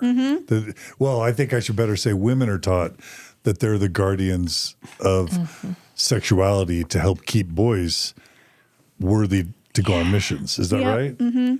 So that maybe that's why it was. So I was getting all the blame. redirected This to you, is yeah. the conditioning part of the conditioning part. Yeah. Yeah. So I'm getting all the blame, and I just feel like the worst person because I am trying so hard. Yes, I'm working in a place that a good Mormon probably shouldn't. Yes, I'm wearing shorts. I also live in 130-degree weather, and I'm going to wear shorts and tank tops. But I didn't feel bad about it because at that point I was coming into myself as a human and as a woman and being like, no, I'm going to wear shorts and God's still going to love me. So, but I still hadn't tried alcohol. I still had never smoked anything, still never drank coffee or tea. I was very steadfast on those rules. And it was just the things that made sense to me, like having some semblance of sexuality with someone who I wanted to marry. It wasn't even just a random person. We had been dating for a year. And so at this point, he, after putting all the blame on me, he pulls out his little book and he's like, okay, well, all right, we're going to do a year without the temple and a few months without taking the sacrament. And I was like, wait, a year without the temple? Isn't that the same punishment for intercourse? And he was like, well, yeah, but, you know, it was sex. And I lost it. So I actually stood up to him for a minute and I was like, wait a second, aren't you supposed to pray about this? Because I was taught that the bishop is the connection to God. You tell him your sins. He goes and talks to God about it. God tells him what I should do to fix it. And he was like, are you questioning my authority? And I was like, yeah, I guess so. Because a year sounds like a long time, and I didn't even get the good stuff. I didn't say it like that, but you get it. And so he was like, well, this is what it's going to be, and basically pushed back and said he wouldn't pray about it because I had sex, and I needed to repent for a year. And so I eventually backed down, left the room in tears, just feeling low as low can be. I can't believe that I messed up to this degree. I can't believe that I had followed all the rules. And if I were to die tomorrow, I'm a B+ student now. I'm not getting anywhere near the celestial kingdom. Yeah, you're in that terrestrial room now, you know, talking about the rooms of your youth object lesson activity. You've now moved from the celestial room down to the terrestrial room with like sinners and non-Mormons and you know, those types of people. And no chairs and empty carpeted walls. No, that's celestial. Oh, yeah, that's right. That's right. Yeah. I'm in the middle one with the plants, right? Yeah. And so I remember getting on the phone immediately before I even left the parking lot. I called my mom and I was like, Mom, I messed up. I'm the worst sinner. I am not spiritual enough. And she was very mad. At you or the bishop? At the bishop. Oh, okay. She was visibly upset in the way that her tone was on the phone. She's like, what do you mean you're not spiritual enough? You're more spiritual than I am. You're, you know, because again, I was the poster child for Mormonism of our family. I was the one who followed it the most. And she's like, what do you mean? Why did he say that to you? I mean, I know now. I think I learned at our first interview we did together, that was a rule in the 80s that you couldn't have oral sex even with your married spouse. Yeah, for like 9 months, the Mormon prophet came out with a memo, told the whole church no oral sex. And there was so much of an outcry that he rescinded it within like 9 to 12 months and took it back. Yeah. So I think that's where the bishop got it from. And maybe his wife missed the memo and he had been living by that rule ever since. And so he thought to punish me the same way. So she was very upset and she was like, that is not true. You're amazing and you're so spiritual. Because I was praying every night. I was reading my scriptures. I was doing all the things except that. So at that point, I went home and I was like, maybe I'm not the problem. What if the church was the problem? For the first time ever, I thought, what if all this is for nothing? And what if I don't have to feel this way? And so I went back to our good old friend Google and I was like, okay, let's see what the internet has to say now. Because it had been maybe a year and a half or so. I had remembered what my friend had said, planted the seeds. And at this point, I had already lost everything, right? I was already failing the class of Mormonism. And so I may as well just research with an open mind. And so that's what I did. And that's when I came across the first vision discrepancies. There were multiple first visions. The church doesn't even use the first or the last. They just picked one. For Joseph Smith. From Joseph Smith. And I learned about all of the wives he had and how some of them were underage. I learned about the book of Abraham and how it was a funerary text and he didn't translate anything. He just made it up. And at that point, I was like, oh, well, if he made that up, he probably made the rest up. And that was enough for me to just stop digging. And I was like, oh, all of this is a sham. I don't have to feel guilty anymore. And some people may say, you just left because you wanted to sin. Obviously, it's obvious you just wanted to sin. No, I left. I was led to the information because I didn't want to feel like the scum of the earth. But I left because I found out it wasn't true. And so that's where I was. How old are you? I was about 20 or 21. And this would have been around 2010? Yes. 2011, something like that? That's kind of young as a Mormon to figure out the church isn't true. I didn't figure it out till I was 31. Yeah. And I'm ahead of the curve. You know what I mean? Yeah, if I wouldn't have been pushed to that breaking point emotionally, I never would have sought it out because I had been pushed already, as we've talked about. I had been shamed before. It wasn't anything new. But to this extent, to this level, someone was like, maybe you should thank that bishop. Maybe I should thank him for pushing me to that breaking point. Maybe I should thank my ex-boyfriend for for allowing me to do sinful things. Yeah. Because here we are, and it allowed me to really come into myself. And that was a huge, huge fork in the road for me.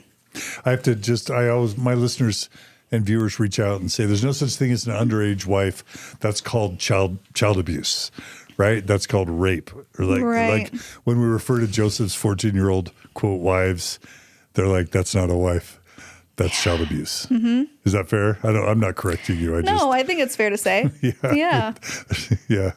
Anyway, so 2021, that's a bold thing to conclude the church isn't true, especially when your parents are still believing it. And siblings probably are still believing at that point. That's few people do that.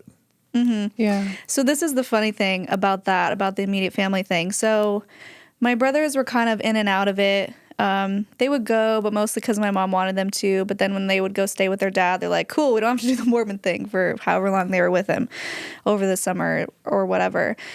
And so my brothers, I remember, I don't know if I spoke to them about it.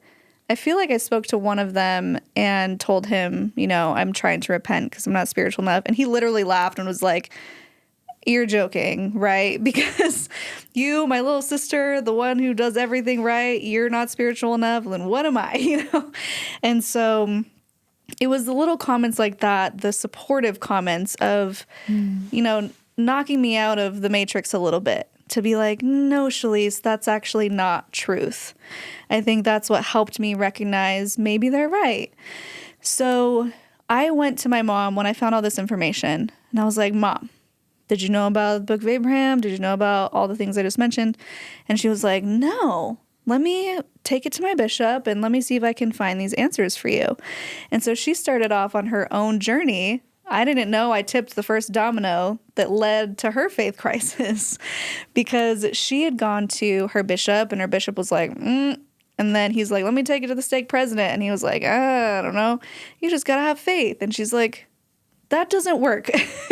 Again, my mom's very type A. And she's like, I need to go back to my daughter with these answers in bullet points. and she didn't have them. And so she was feeling a little bit like a failure, like she couldn't answer my questions. And so a few months later, I want to say maybe 8 months later, her and my dad called me on the phone together and they were like, we have something to tell you. I'm like, all right, what's going on? Well, we just want to let you know that we haven't really been going to church, took off our garments, and we're just kind of distancing ourselves. But if you want to get married in the temple, we'll do whatever it takes to be at your wedding. They were terrified that I was still in, and they had the coming out call to me. And I was like, oh, no, you're good. Like, I'm out. And they're like, oh.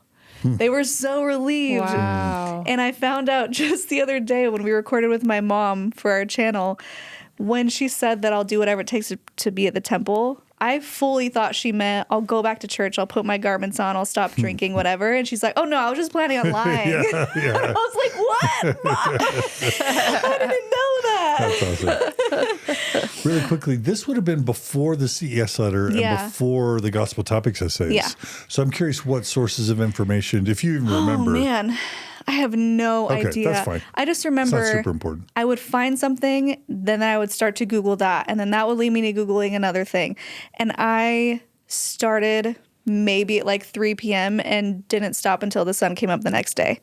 It was hours of sitting on my computer trying to figure this out. I know Mormon Think was around by that point, which was Maybe- a predecessor to CES letter. Yeah. Yeah. Yeah, I don't know where I found the information, but it definitely felt more credible than that weird, sketchy website with the temple ritual. Yeah. And especially when I would cross-reference to other places and it was all saying the same thing. Yeah. And so I even took that little binder of highlighted information to the second counselor because obviously I hated the bishop. And I was like, hey, can you help me with all this? He was a lawyer, very smart, loved him. He's just a wonderful human being. And he just sat there and smiled and listened to me rant all about all this information. And then at the end, he just smiled and was like, those are all great questions.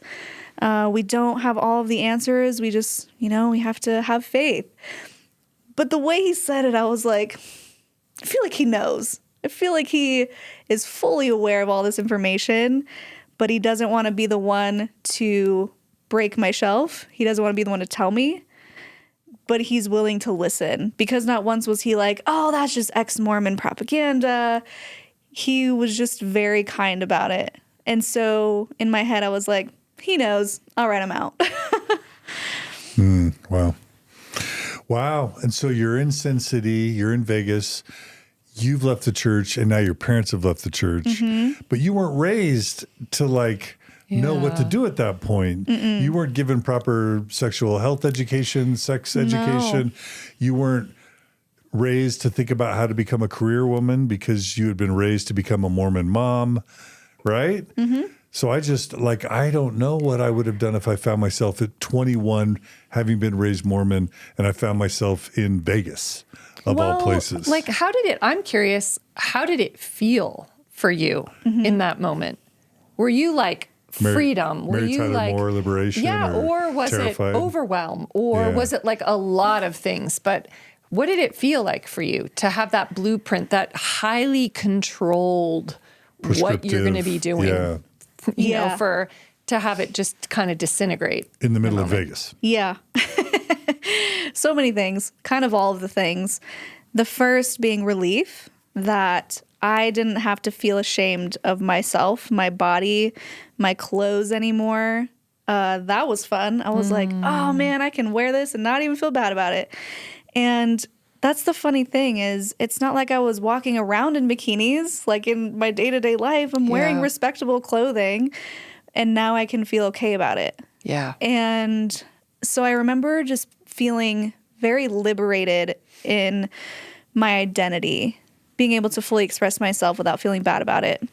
I was also terrified of the big bad world and like, okay, I got to be careful. So there were a lot of things that I stuck to for years. So I was still determined to be a virgin when I got married.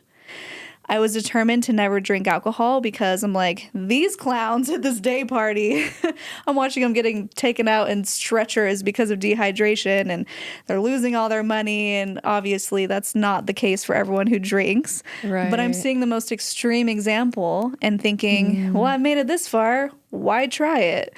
So I stuck with that. Same with alcohol and drugs. I'm like, nope. I was still very much in the mindset of, if you do drugs, you will die. So you will get addicted and die. So I was terrified of that. But I did want to start openly dating. And I knew that I didn't want to date someone who was Mormon because they no longer held the same values as me. And I wanted to see what was out there. So I did start dating this one guy. And unfortunately, it was a situation where he did take my virginity and it wasn't consensual. You were assaulted, basically. Yes, but it was very confusing because it was in the moment. It was like a hot and heavy moment. Like I wanted it, but obviously I'm like, no, pushing away. It happened anyway. So I was very confused. Like I never considered it rape, but I think ultimately it was. Because immediately after it happened, I cried. And he's like, what happened? And I was like, I told you that I wanted to wait until I was married. And you didn't respect that. And so that came crashing down pretty quickly. That was probably like not even a year after leaving. And so immediately I'm like, well, that's what I get, right? For leaving the church, for dating someone who's not Mormon, this is how I'm treated and this is what happens. You felt like you deserved it. Based on your conditioning. I quote, asked for it because of my bad decisions. So once that went out the window. I'm sorry. Yes. Yeah, it is a bummer. And then on the other hand, though, when that went out the window and I allowed myself to let go of the guilt and the shame around sexuality, that's when I really flourished as far as my relationships. And I was like, oh, this can be beautiful. This can be amazing. It can be spiritual. Right? And I stopped demonizing sex in that way. I wouldn't say I overcorrected, at least not at that point. I mean, there was definitely a point in my life where I was being way too promiscuous. But at that point, I was still fairly reined in. It was only with boyfriends, people who I loved, whom I wanted to be with. And so that door had kind of got blasted wide open. As far as the other things, though, spirituality, was very intrigued in the afterlife. I still was convinced that there's something after we die. I had had many ghost stories, many experiences happen to me ever since I was a kid, as far as like, there was even one moment that I still vividly remember. I must have only been 4 years old, where I fell off a bunk bed. It was really, really high, and I didn't hit the ground. I was like lowered to the ground and very gently placed on the ground. And in that moment, I was like, oh, what just happened? Was that my guardian angel? Wild stuff like that, where I was like, there's definitely an afterlife and I don't want to throw everything out. I had to figure out what I wanted to believe as far as Jesus goes. Do I still want to be Christian? I don't really know how to navigate that. And I kind of put that off to the side for a bit and just focused on spirituality and focused on who I could be as a person that would be productive to society, that would be useful to other people as far as being a good friend, being a good daughter, being a good girlfriend, and not causing harm. All the same values that you learn in Mormonism, without all the guilt and the shame and the fear of eternal salvation or not. And so I went that direction, and I moved to London to do a study abroad, and that was my final semester. And then I came back and within 2 weeks moved to LA. So my Vegas experience was very much tied up in singles ward, a lot of guilt and shame, and a lot of transformation that ended in ultimately figuring out who I wanted to become, which was still like, I still wanted to be an actress. I still wanted to do costume design for film. And thank goodness I got out of that relationship with the guy with the bishop, because he admitted to me later, he was like, yeah, I know you wanted to be an actress, but my plans were to just marry you and turn you into a housewife. He literally told me that he was just planning on crushing all my dreams if we got married. And so I'm like, wow, phew, bullet dodged. The ex-boyfriend. The ex-boyfriend, yeah, who we messed up with. And so my mom was also grateful, because she was like, oh, good, she didn't get married at 19. Because she didn't want that for me. She was very aware of her own life and how it had turned out. And she loves all of her kids, obviously. And I don't think she would have changed anything. But she didn't want that for me. She wanted me to go have the Hollywood lifestyle. She wanted me to make it in film. She wanted me to do the career thing and then have kids when I'm ready. Not because I just want to have sex and need to get married quickly. Do you feel like you were able to also look at, do I want to marry? Do I want to have kids? And some of those non-negotiable, just right from Mormonism, where it's like not even a choice. Were you able to kind of look at that as well and say, do I want that? Right. I think if I were to analyze my mindset at the time, I still very much wanted to be a mom. I still really valued what it would be like if I were to have the family unit, get married, and have kids. And I think a lot of that has to do with being so close to my mom and knowing that I wanted that for myself and knowing that I innately had this desire to nurture.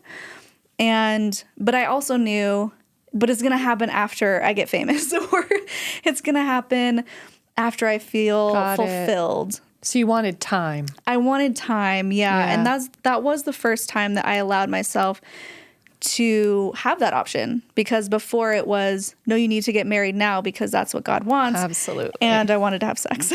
Absolutely, yeah. So for the first time, I'm like, oh, okay, well, at least there's not that roadblock. At least I can explore sexuality before I get married, and I don't have to feel rushed into it, and I can explore my career and explore the world. Los Angeles is like 10 worlds in one, I feel like. Right. And so it was just a really great thing to move there and to feel liberated.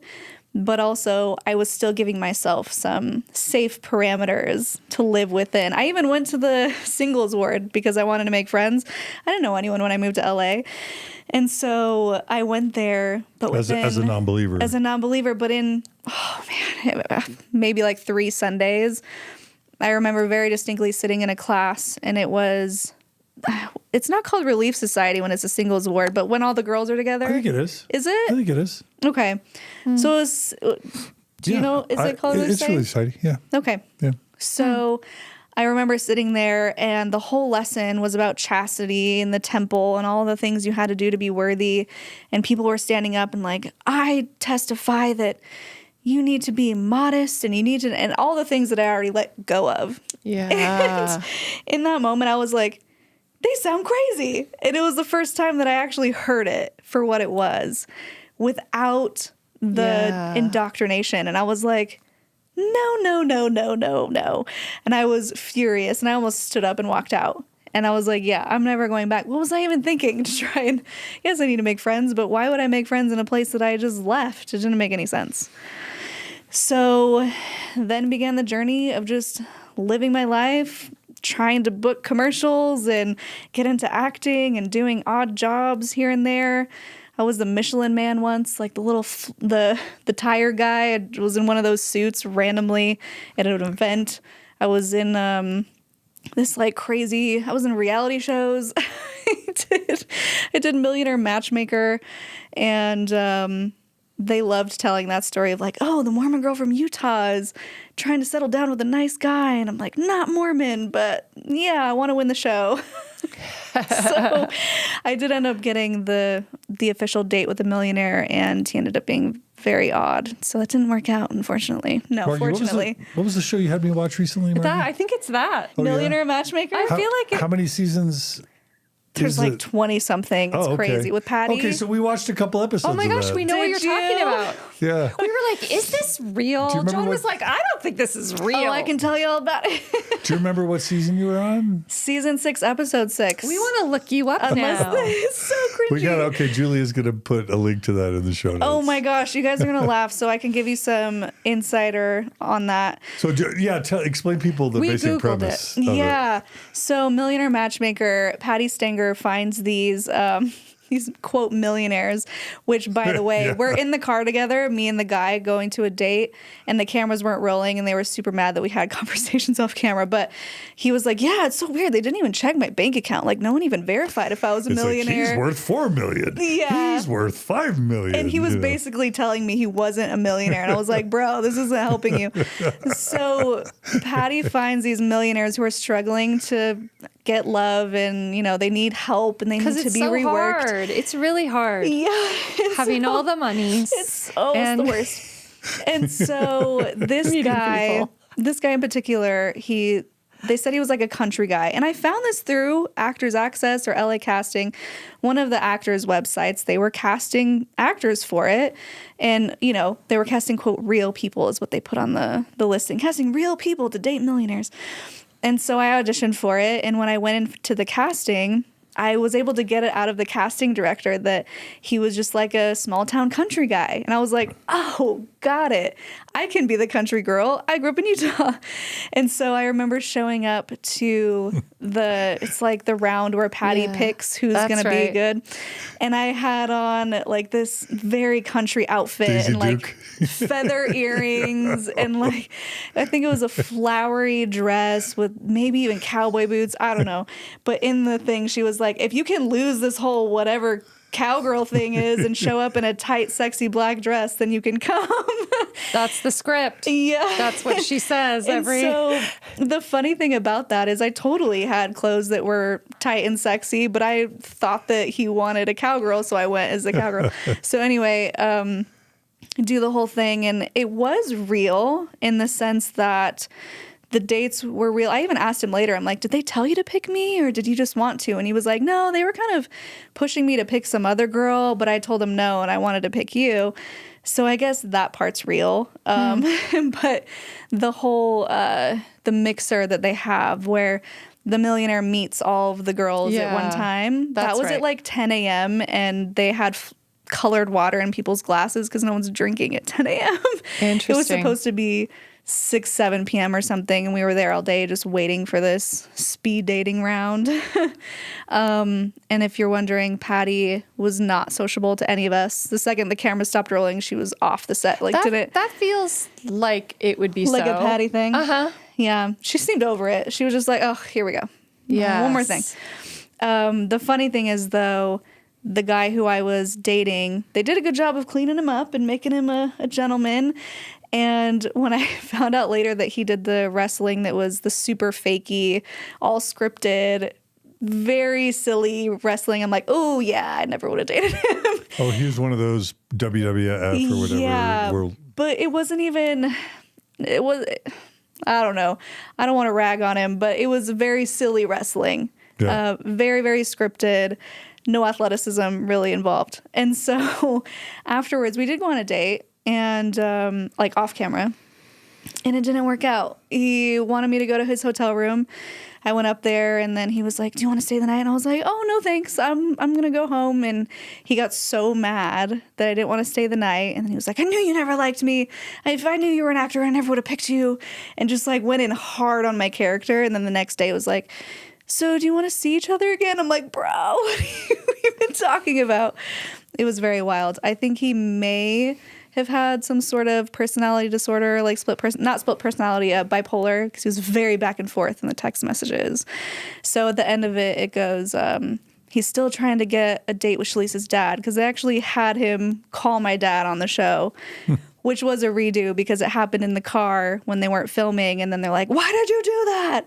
So then they had us redo it at the dinner date. So if you watch it, now you know all the secrets. Ooh, we got the behind the scenes. So, like, we could probably do our own episode on just making it in LA. I've got a few friends that have tried to, become actors or actresses in LA. And that's the real world, It's right? formidable. That is a formidable. But just as far as your Mormon story goes, you know, I know. I mean, we're gonna have for sure. Julia put a link to your wedding video. Oh, sure. Because it's so amazing. You and Jonathan recently got married, and you guys filmed this incredible dance sequence that's like viral worthy. So we'll make sure to include that. But you're married now and you have a kid. What do you want us to do as we're kind of like closing out your Mormon story? You've built this beautiful life. Now you've got a successful YouTube channel that talks about cults. From cults to consciousness, that's going to be passing Mormon stories up for sure in the next year. And I'm thrilled about that, by the way. But what are, you know, is there any additional healing and growth that you want to share with people who do leave the church in their teens or early 20s and want to find joy and healthy relationships? Any other parts of your story you want to share? Yeah, so my story does take a turn before it gets great again. And I think that it's really important for people to know that it's never linear, that healing can go up and up and up and up, and then it can take a real deep dive, and then it can go up again, and it can spiral and loop and do all crazy things, and not to be discouraged when that happens because it's very common and that's life. So I would say, let's see, it would have been around 2017, I started to have these memories come back of my childhood. And it was stuff that I had just completely blocked out, I think, for the safety of my psyche. And they were tied to nightmares that I had been having immediately after leaving the Mormon church and leaving the house. So I'm in my own apartment. I think I'm away from any sort of threat, and my body starts trying to tell me that something is wrong and I need to address something. And I'm having these horrible, horrible nightmares about being chased and raped by a family member, and a very close family member, none of my siblings.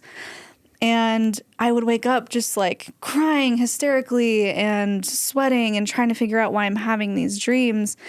And so when these memories come up and I realize, oh my gosh, something actually did happen and my psyche was trying to tell me something, I realized I needed to confront this person. And when I did, it was, well, I don't remember all of it, but here are the things that I do remember happening. And the way it was presented was so nonchalant and so he could have been telling me how to make a peanut butter and jelly sandwich that I was just like, wow, if this is true, the rest has to be true. And it felt like my whole life just kind of came out from under my feet. And because I had been doing well, I had sustained myself in Hollywood. Hollywood is not cheap. Mm-hmm. I was working all these random weird jobs, doing reality shows, working a few small commercials, nothing major, but like I was getting there. I was doing something. I had been working in TV. You know, I had my first TV job as a costumer, and everything just kind of, it was like a rug pull moment. And at that time, I was dating somebody who had lived in Hawaii. He was in the military. I was going back and forth. So a long distance relationship. I remember telling him about it. He wasn't really at a place in his life where he could emotionally support me. So we broke up. So now I am single after, I think we were together about 2 years. I end up moving into this apartment where the owner was very controlling and manipulative. He was like, you can only have women over. He lived in the house. It was a house, not an apartment. He said, you can have women over, but you can't have men over unless it's to have a threesome with me. What? Yeah. Oh. And he said, Whoa. And there's so much more to that story, but like, who's got the time? But yeah, and then I found myself in this other extremely abusive, toxic relationship, very, very common after leaving a high demand group, finding like a very patriarchal, narcissistic man who tells you what to do, how to act, who to be. And I really just fell right into it. And I don't want to say it's embarrassing, but it is, because I tell people on my show all the time, like, don't be ashamed. We all miss signs and things when you're growing up in a cult, and then you leave and you tend to fall into that same trap. That's right. So what's familiar, right? It was familiar. And so I was living with this narcissistic man. And then I was kind of dating this other controlling narcissistic man who had been in my past before and reemerged right as soon as I broke up with this other guy, and was like, I'll save you. But he was taking me down a really dangerous path. Found out he had been, this is all happening at the same time, found out he had been dating 4 or 5 other women simultaneously and didn't tell me. So like, he was telling me we were exclusive. We clearly weren't. Everyone knew except me. Like, people in our social circles knew, and they thought that I knew, and I was just fine with it. So I'm feeling the guilt and the shame with that. Like, oh, people think that I am a slut. Like, here's all of these emotions coming up where I've tried so hard to be the good girl and be in solid relationships. And now people are seeing me as the person who is just sexually promiscuous and all of that. So then that happens. Find out about the infidelity. Then the guy who I was living with, the landlord, he was like being so controlling. And I was like, hey, I need to move out. And it was a situation where I think he had a full month of security deposit, and he wanted me to pay rent for the next month. But I knew I was leaving, and I was like, hey, instead of me paying you this, I'm just not going to pay anything. That will be my security deposit that I get back, because I was there for 3 weeks. I think 3 weeks that I lived there. And he was like, no, you need to pay me or you need to move, like, immediately. And so I basically had 12 hours notice to get all of my stuff out of there, move into a storage unit, and then I was homeless. So all of this happening after I had just confronted this family member and got confirmation that I was sexually abused as a child from 6 months old to 8 years old. And everything is just falling around me. And I'm couch surfing from place to place, trying to figure out where I'm going to live. Someone invites me to go on vacation. I'm like, great, that gives me 5 days where I don't have to sleep in my car. And I'm just trying to put the pieces together of what's going on. Thankfully, I have the full support of my mom. She was incredible. She believed me every step of the way, distanced herself immediately from this person, and had my back and whatever you need. Same with my brothers. And I was just at a point where I could not take anything else. Yeah. I couldn't think about pressing charges. I couldn't think about going through a court system. We had him on recording admitting to some things, but is that enough proof? Would that work? Is that something I can even entertain right now? I don't even have a house. Yeah. And so I find myself in this apartment. It was like a sublease. I'm like, okay, at least I can stay there for a little bit. I'm trying to find my footing. And at that point, I was like, I'm just going to pretend it didn't happen. I'm slowly dipping into this deep depression, but I was thriving with my acting work, because I don't know if the weight loss was related. Probably. I got really thin. I got really fit. I was going to the gym like 4 or 5 times a week. Salsa dancing was a huge part of my life. It still is, except it's kind of hard while you're pregnant. But I was going salsa dancing 4 or 5 times a week and just being out, living my best life, or trying to. And so I started booking commercials, like big ones, where I'm like, oh my gosh, I just booked Barbie. That's like a childhood dream. I just booked Qdoba, all of these big major companies. And so I'm like, I'm fine. Everything's fine. I don't need to address anything. Everything's great. And not realizing I'm just getting super depressed. My social media is thriving. I'm getting that acknowledgement, but it's also superficial because it's all based on the bikini girl in LA, and people loved that. So I'm getting the validation, the empty validation of all the likes I probably hit 100,000 followers at that point, doing all the influencer stuff and working as an actor. I'm like a working actor, I did it. and working on TV shows at the same time, doing the sewing and costuming. Meanwhile, there's this dark cloud that's just over my head, and I didn't realize it was eating me away. Mm-hmm. So I would say it took about a year, like probably a full year, where I got into my promiscuous side. I'm like, well, I'm not dating anyone. I can just have sex with whoever, and overcorrected in that way, which I think was me trying to be in control of my sexuality instead of letting other people control my sexuality, which makes sense. Yeah. But I did overcorrect. I'll admit it. Meaning that you may have put yourself in unsafe Yeah, what do you mean when you places. say that? Just so... Yeah. So, before I was very much, I'm not going to sleep with you unless we're dating. Like, we're together, and so I'm going to give myself to you in that way. Okay. And then when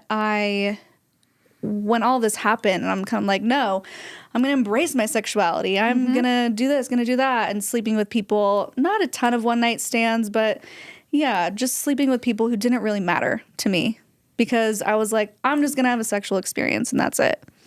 Okay. So it felt less honoring to you, or Yeah. less like what you value Yes. in the experience? Yes, because Okay. before that, I was very much on the path of sex it can be sacred with the right person, and it can be a spiritual experience, to I'm just going to try this because I can and I want to, which can also be fine. Yeah. But I think I probably went maybe a little too far, and maybe not. I don't know. Who's to say what's normal? Right. Yeah. And so about a year later, I realized, okay, I need some help. I need to figure this out. And I started putting out the call, if you will, to the universe, God, whoever's listening, because I still hadn't really found a solid spiritual basis yet. I was just kind of floating around doing what felt right, which was fine for the time. And I came across people who were talking about spiritual experiences and psychedelics. And at first I was this is crazy. If you do drugs, you will get addicted and die. And eventually... How many years ago was this? Just for the timeline. I love timelines. This would be 2018. Okay. Okay. So about 6 years ago. Okay, great.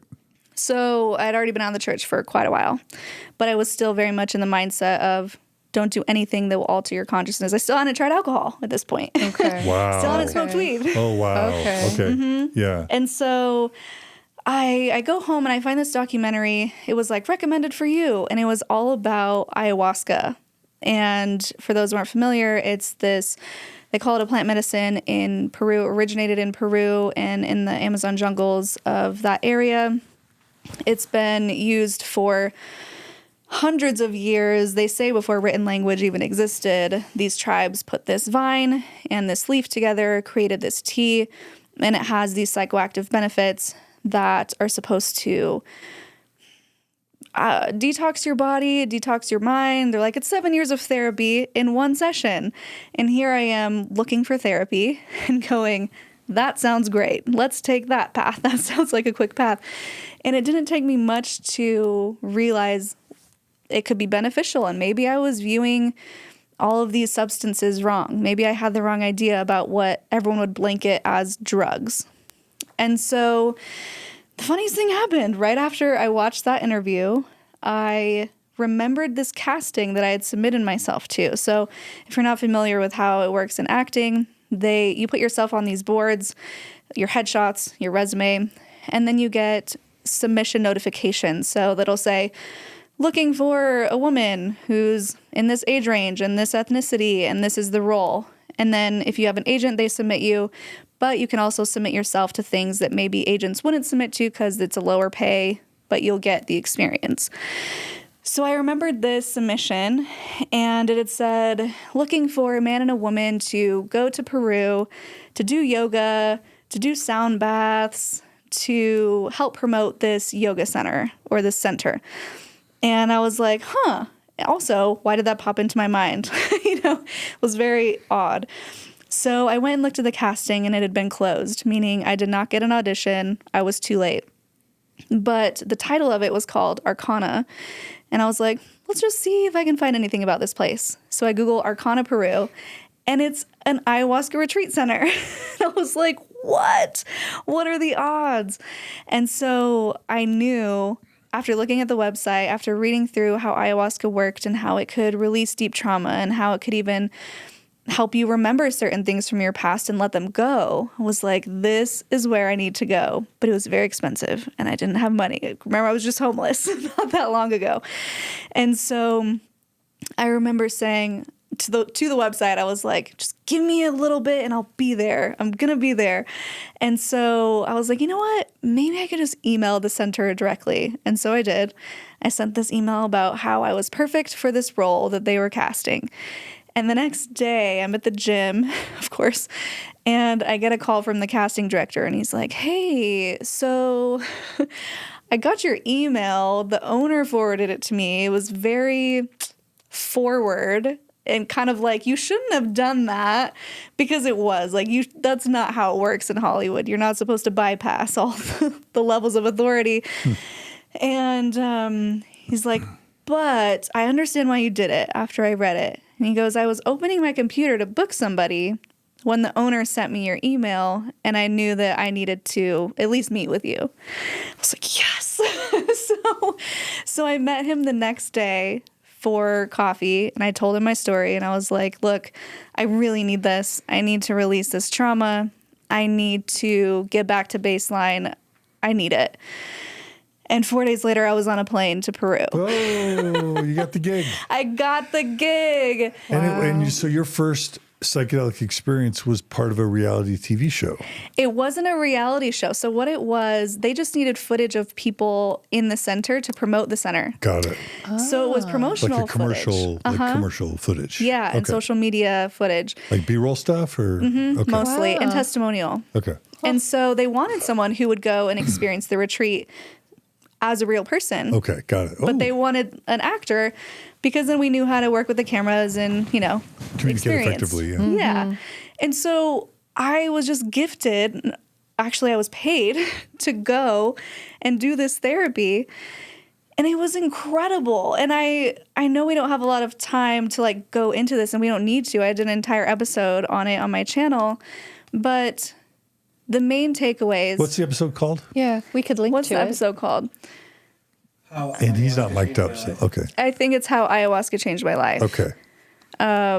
Yeah, we'll And send it to you. ayahuasca, I think it's spelled AYAHUASCA. Is that right? That sounds right. Okay.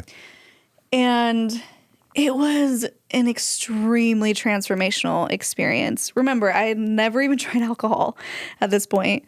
I'm 29 years old. I think it was the beginning of 2019. And everyone's calling me the Mormon chick, which I loathed. They would be like, Mormon over here is diving into the deep end. I'm like, I'm not Mormon. But it was a sight to see, because I had never tried any sort of psychedelic substance. And here I was doing arguably the hardest one in the Amazon jungle of Peru. It literally took us 2 plane rides, a few different van rides, a couple hours, a 2-hour canoe ride just to get to this center on the Amazon River. It was incredible. And one of the experiences, I think it was the second journey where I was like, please, Mother Ayahuasca, if you exist, it's supposed to be this entity that guides you through the medicine. I was like, please help me release this trauma with this person. And I remember it was so beautiful. There was a point where I experienced deep compassion for this person, and I realized they have all of this Mormon programming. They potentially have their own childhood abuse.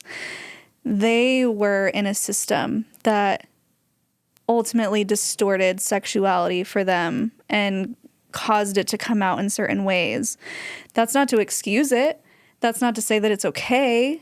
And that's not to say that all is forgiven, because you had a hard time too. Because I'm not going to go abuse somebody, and that experience happened to me. But it at least allowed me to hold space for him and be like, okay, he's hurting too because I cut him out of my life. He's struggling. And it allowed me a new perspective. And also, one of the more powerful moments was I saw my womb in this vision, and it had this white light in it. And then I saw this beautiful, perfect little baby. Oh no, here come the tears. And I realized that I was not broken because of this abuse, that I was still a beautiful feminine woman who could have these experiences, who could have her own child, and now I do. She's in there right now. And it was such a healing experience for me to recognize that even through everything that I'd experienced, I could still be a mother and I could still do a damn good job, you know? And that my abuse didn't define me. It only made me stronger. I'm not thankful for my abuse. Want to set that record straight.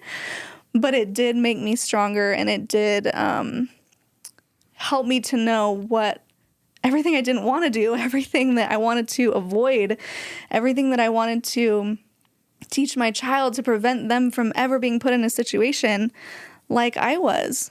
Maybe if I would have had sex education, if someone would have talked to me at a younger age and said, no one should touch you here, and if they do, please come tell me. I don't know. I just feel like it could have been different. And that's not to put blame on my mom, you know, for maybe she did have that conversation. I don't remember, but sex was very taboo growing up, and you didn't really talk about it, and you didn't really have room for boundaries. It was just, you don't do this until you're older. So why talk to the kids about it? So that experience was really, really beautiful for me. And in a following session, because we did like 9 ceremonies in 10 days. It was insane. Wow. My understanding is with ayahuasca, you often throw up. You do. Is that right? It can Was be that your physical, experience? very physical, It's part right? of the purge, and that's why it's a very intense medicine, because it's not just like, ooh, butterflies, this is fun. It's really hard on your body too. There is a lot of purging. I didn't throw up until the 5th ceremony. And when I did, it was like literally went to space and saw aliens. It was crazy. But in one of my experiences, after I had dealt with so much of this childhood sexual abuse, I was like, well, now what do I ask for? Because you're supposed to set intentions before every session, and it helps optimize the experience. And so one of them was, where do I go next? What's my path? Because yeah, I'm working as an actor and it's great, but is this what I'm supposed to do forever? And so I was trying to figure out who I was. You know, I'm at this crossroads again.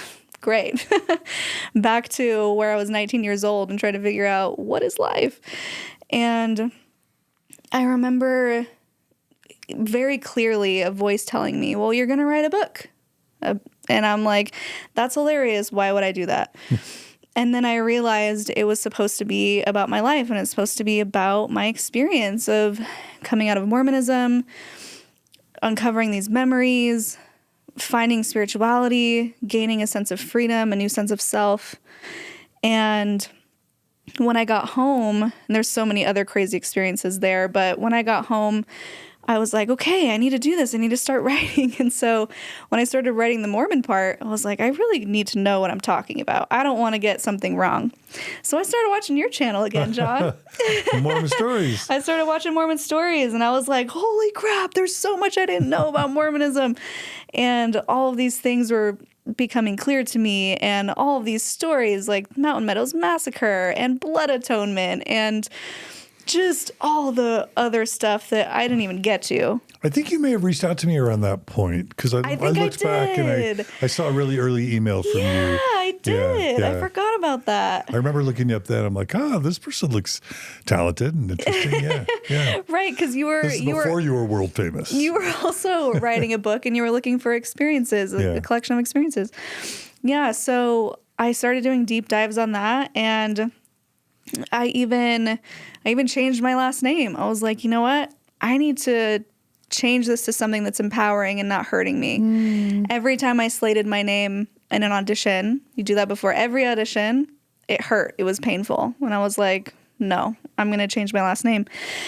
So it was a year of transformation for me. Wow. And yeah, I legally changed it. I cut my hair into like this super intense asymmetrical look, which is funny because it's always something that you end up doing, right? When you have a transformation, is you play with your appearance, you play with the things that were off limits before. I got my first tattoo. It's white and it's really small, but it's like on the back of my neck. I'm like, I'm going to get a tattoo and it's funny. I had my Mormon rebellion like 10 years after I left Mormonism.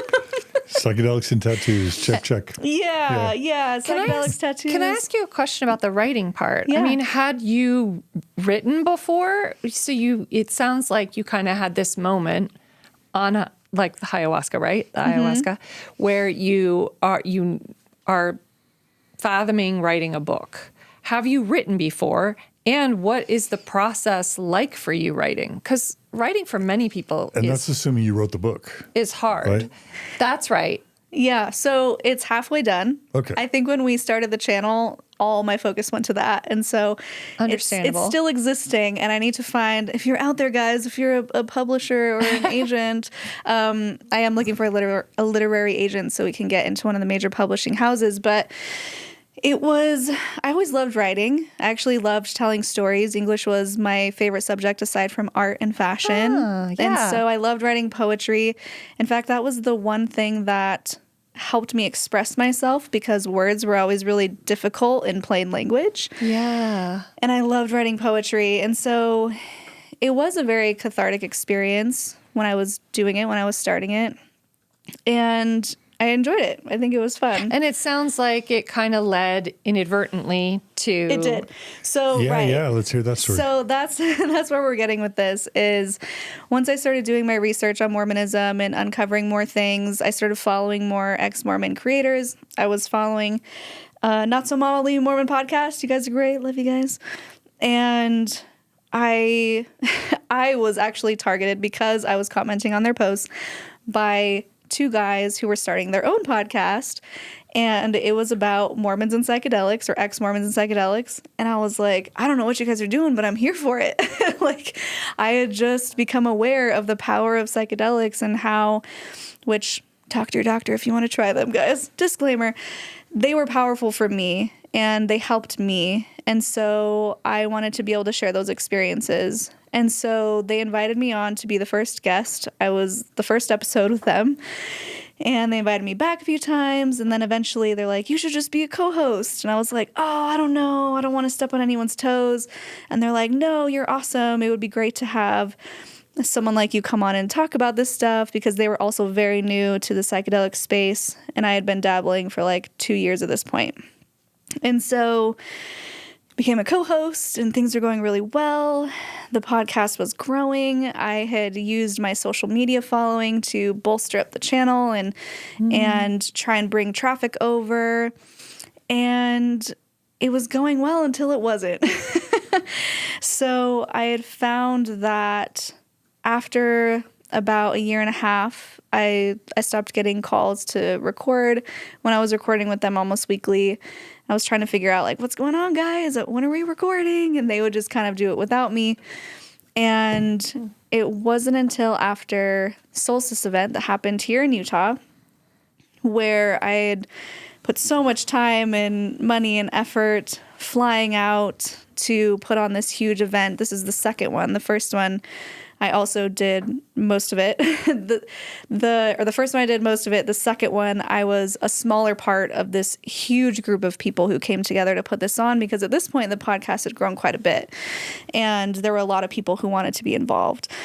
And so the day after I got home, I was like, okay, guys, the 100th episode is coming up. What are we doing? We had been talking about it for a while. And they're like, well, actually, we were just featured in a Rolling Stones article, and we just recorded that interview with the journalist, and we're just going to release that.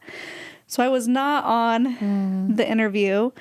I was nowhere mentioned in the article, which was like a stab to the heart, because I helped build it, helped create it. And they're like, and we want to talk to you. And I'm like, oh, okay, this is the breakup. So it was really frustrating because I was trying to level with them and be like, hey guys, will you just tell me why you don't want me to be a co-host anymore?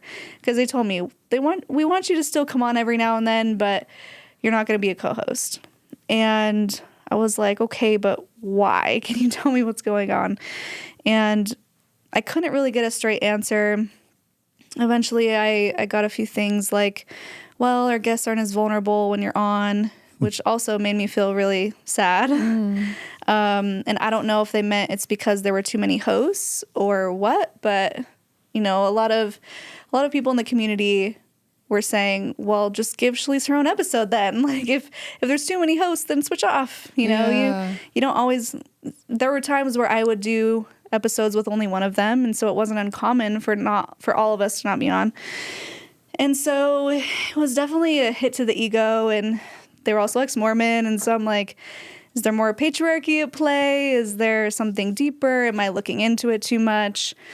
Is it another case where a woman is used for all of her time and talents, and then once they have what they need, they just shove her away?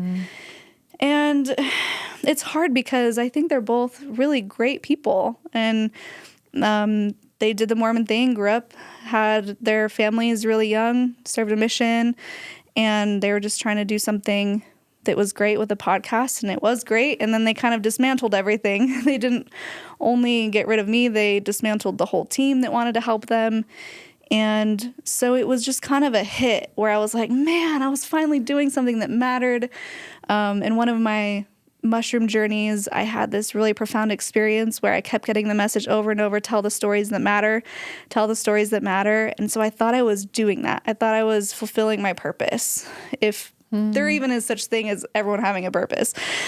And now it was just kind of back to square one. And at this point, I had been dating my soon-to-be future husband for a few months, which, funny enough, that's kind of when they stopped calling me to record, is when I started dating him. And he was like, what? Nobody puts baby in the corner. He was very supportive. And he was like, you don't need them. You can start your own podcast. And within a week, we had recorded my episode 1. I just set up a camera and in one long take tried to relive all the experiences that I just have shared with you guys in the best way that I could. And I mean, within 2 weeks it was out. I mean, there was so much more that went into that whole breakup of like, well, come on the show and you can tell your story or tell your side of the story. And it was just a train wreck just from even trying to get them to title it something that was obvious of, this is why Shelise is leaving. Because I didn't want people to think that I was abandoning the show because I wanted to do my own thing. That was an afterthought. I was just making the best of it. I wanted people to know that I didn't want to leave. And even that was kind of a struggle to get them to say. And so anyway. So control the narrative. Yeah. You didn't have control necessarily over the narrative? Yeah. Is that part of it? And I just wanted people to know that I wasn't abandoning the podcast to do my own thing. Like, I wanted to stick around. And I don't feel like that was conveyed. We even re-recorded that episode where talking about me leaving, and they're like, let's just spin it and be like, you're going off on your own. I'm like, wow, that's not what happened. Right. It was because you guys dropped me that I decided to make something of it. I didn't decide to leave. Yeah. So anyway, it's fine. I still have a few feelings about it, obviously, but ultimately it led me to creating Cults to Consciousness. And I found that guests are incredibly vulnerable with me interviewing. As it turns out. And we got into a space that was so much deeper than I anticipated. Yeah. I initially wanted to continue doing what we were doing on the other podcast, talking about the consciousness side, about the awareness, about figuring out who you are as a person, not being controlled by anybody else. And what ended up happening when I was like, instead of just Mormonism, I'm going to do all cults, is I opened Pandora's box and there is no bottom to this box. It just goes and goes and goes, and it's so dark and so much to take in. And it's been a lot, really, emotionally, especially having been dealing with my own traumas, and people will say things and sometimes it triggers my own past, and I have to regulate and figure out ways to be okay again, get massages, do body work. But ultimately it's been incredibly rewarding. The messages that we get, people saying that it changed their life, or, wow, I didn't realize that what I went through was a cult experience, and I'm finally dealing with this in therapy now that I can put a name to it. Right. I am finally understanding why I am the way that I am. Or, wow, I thought I was the only one. This is my story. This is someone's telling my story, and how validating. And so it's been so incredible to be able to be the person to platform these voices, because for so long, even with myself, I was silenced in Mormonism. Right. Be seen and not heard. You can talk, but not too much. It's that little girl in me who is commanding an audience, but not only commanding an audience, it's, hey guys, listen to me, platform this person. And that's what's so beautiful about it, is it grew so fast. The channel, we've only been doing it a year and a half now. And people are so on board with supporting those who have left high demand groups, who've left abusive situations, who have a story to tell. Everyone has a story to tell, but it's been so rewarding to be able to be that person who doesn't silence someone, who says, here, come on our show and you can say your truth, and you can say what you had to go through, and you can say how you're doing now, and how it's hard to leave a cult, but ultimately you can be okay if you really put the effort in, if you do the work to unravel your traumas and deconstruct, if you do the work to find a community who will support you instead of put you down. And even just by watching, people are saying that they're being healed. And I'm sure you guys experience the same thing with people in their ex-Mormon experiences. Yeah. If you don't mind, I would love to just talk specifically about one aspect of you. And by the way, I just love it that this podcast didn't work out. Yeah. And you went on as such a badass, and you and your partner, Jonathan, have both worked as this amazing team. Yeah. Where in almost no time, you're like breaking the land speed record of creating a super successful YouTube channel. You've been going for how long? About a year and a half. Year and a half, and you've got 100 and what? Almost 170. It should be 170 maybe. 170,000 subscribers. Like at this point, you're able to do it as a primary source of income, right? Yeah. Full time. It's going to, like I said, it's going to pass Mormon Stories soon, and I'm thrilled. There'll probably be TV deals and other exciting things in the works. Like, I'm just loving it because I want more partners, not And on a less. deeper level too, like clearly filling a need with human beings and experiences that a lot of human beings are having that cause a great deal of damage and suffering, and sort of partnering and holding them through that and kind of showing the way. That is like, I mean, absolutely. It's The merging, like I was just highlighting numbers with also this deep work you're doing. Doing great work, interviewing amazing people all the time. I'm like, they got so-and-so, you know what I mean? Like, I love the people you interview. Yes. The quality, the production quality is so high. You're a fantastic interviewer. That's right. Thank you. Like, I'm just over the moon. There's a community aspect to it. Yeah, you guys are doing like a Costa Rica thing with your audience, right? Like, I'm just so happy to see this inspiring story of empowerment where you have this lemon of a podcast that you gave your heart and soul to not working out. And so you turn around and make one that blows everyone's doors away. It's so cool. Thank you. So- yeah, it's been so amazing. And I Yeah. just have to quickly give so much credit to my husband, Jonathan, who's over here. I love you so much.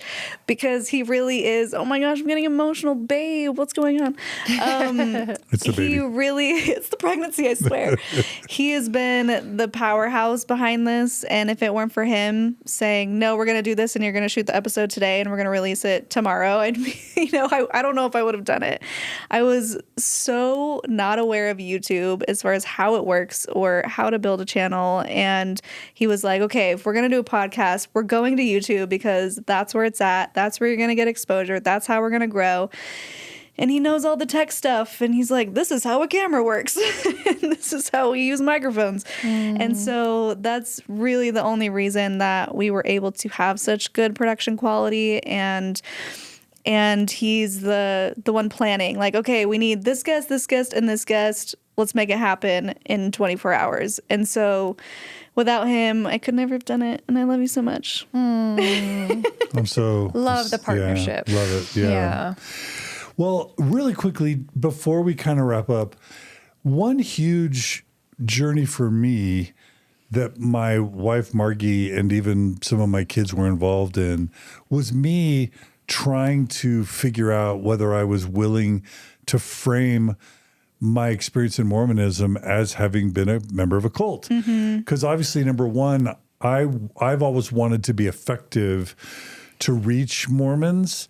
And of course, telling them that they are in a cult is not the way to make them want to listen to you. So for that reason alone, but it was also kind of a hard thing for me because I'm like, I go back to my high school days where these kids in high school are telling me I'm in a cult and I'm offended. And I never wanted to accept that.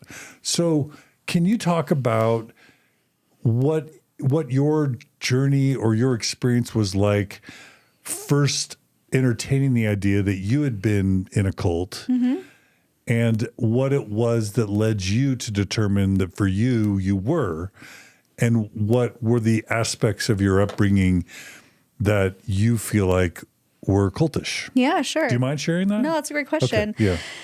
It all happened around the same time when I started doing research and writing my book, and I was introduced to someone named Ashley Easter, who is so awesome. She is also a survivor of, it was like a cult within a cult within a cult, mostly the Independent Fundamental Baptist, stay-at-home daughters movement, homeschooling movement. It was very, very intense. And so she is now an advocate, a speaker.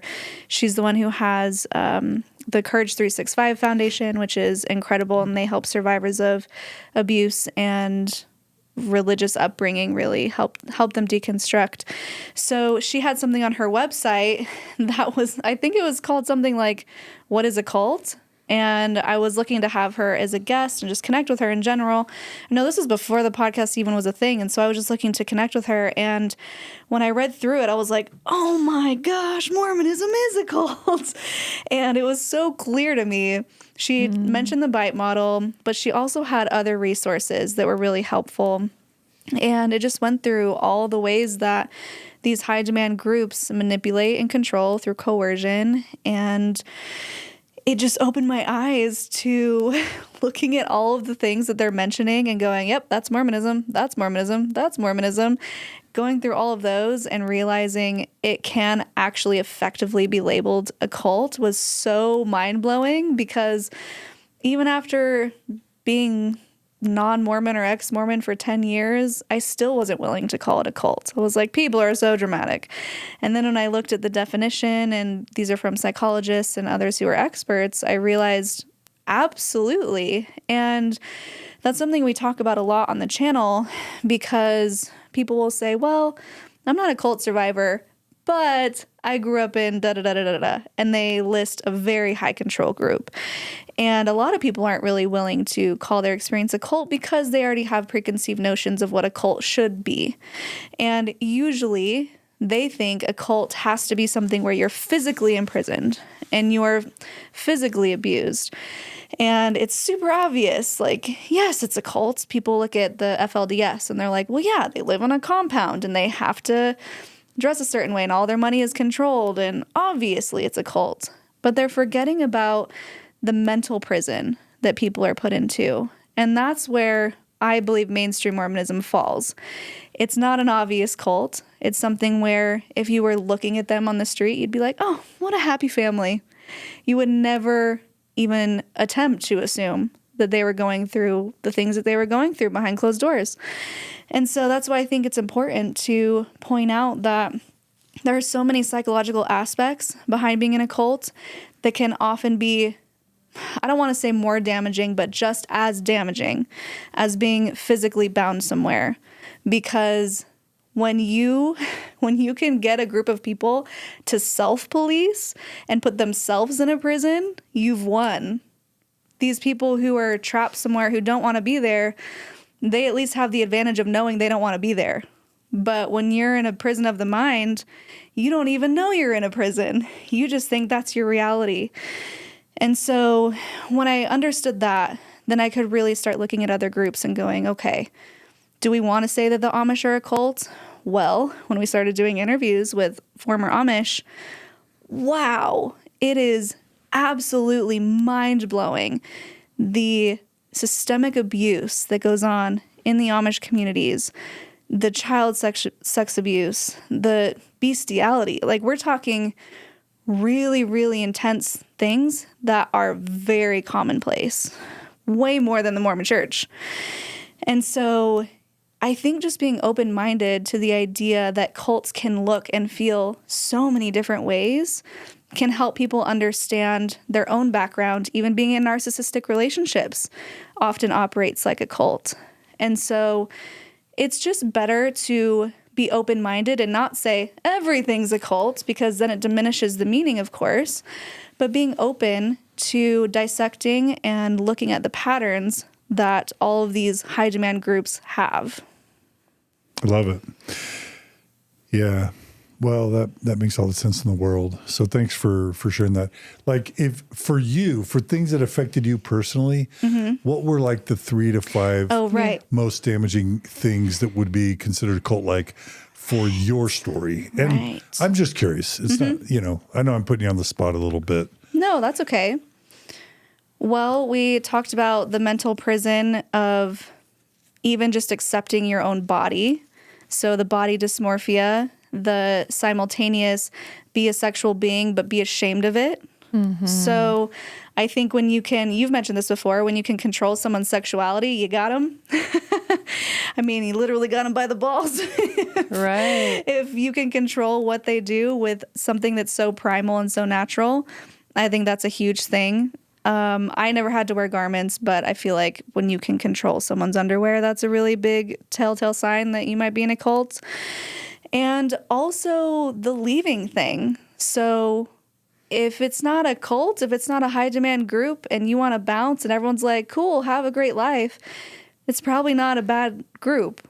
But if they ostracize you and they demonize you, ever since coming out against my abuser, my extended family is like, well, we're our plan, and I've heard this from people who heard it directly from them, our plan is to sue her into bankruptcy and then bring her back to the Lord. And I'm thinking, wow, that's so Christ-like of you.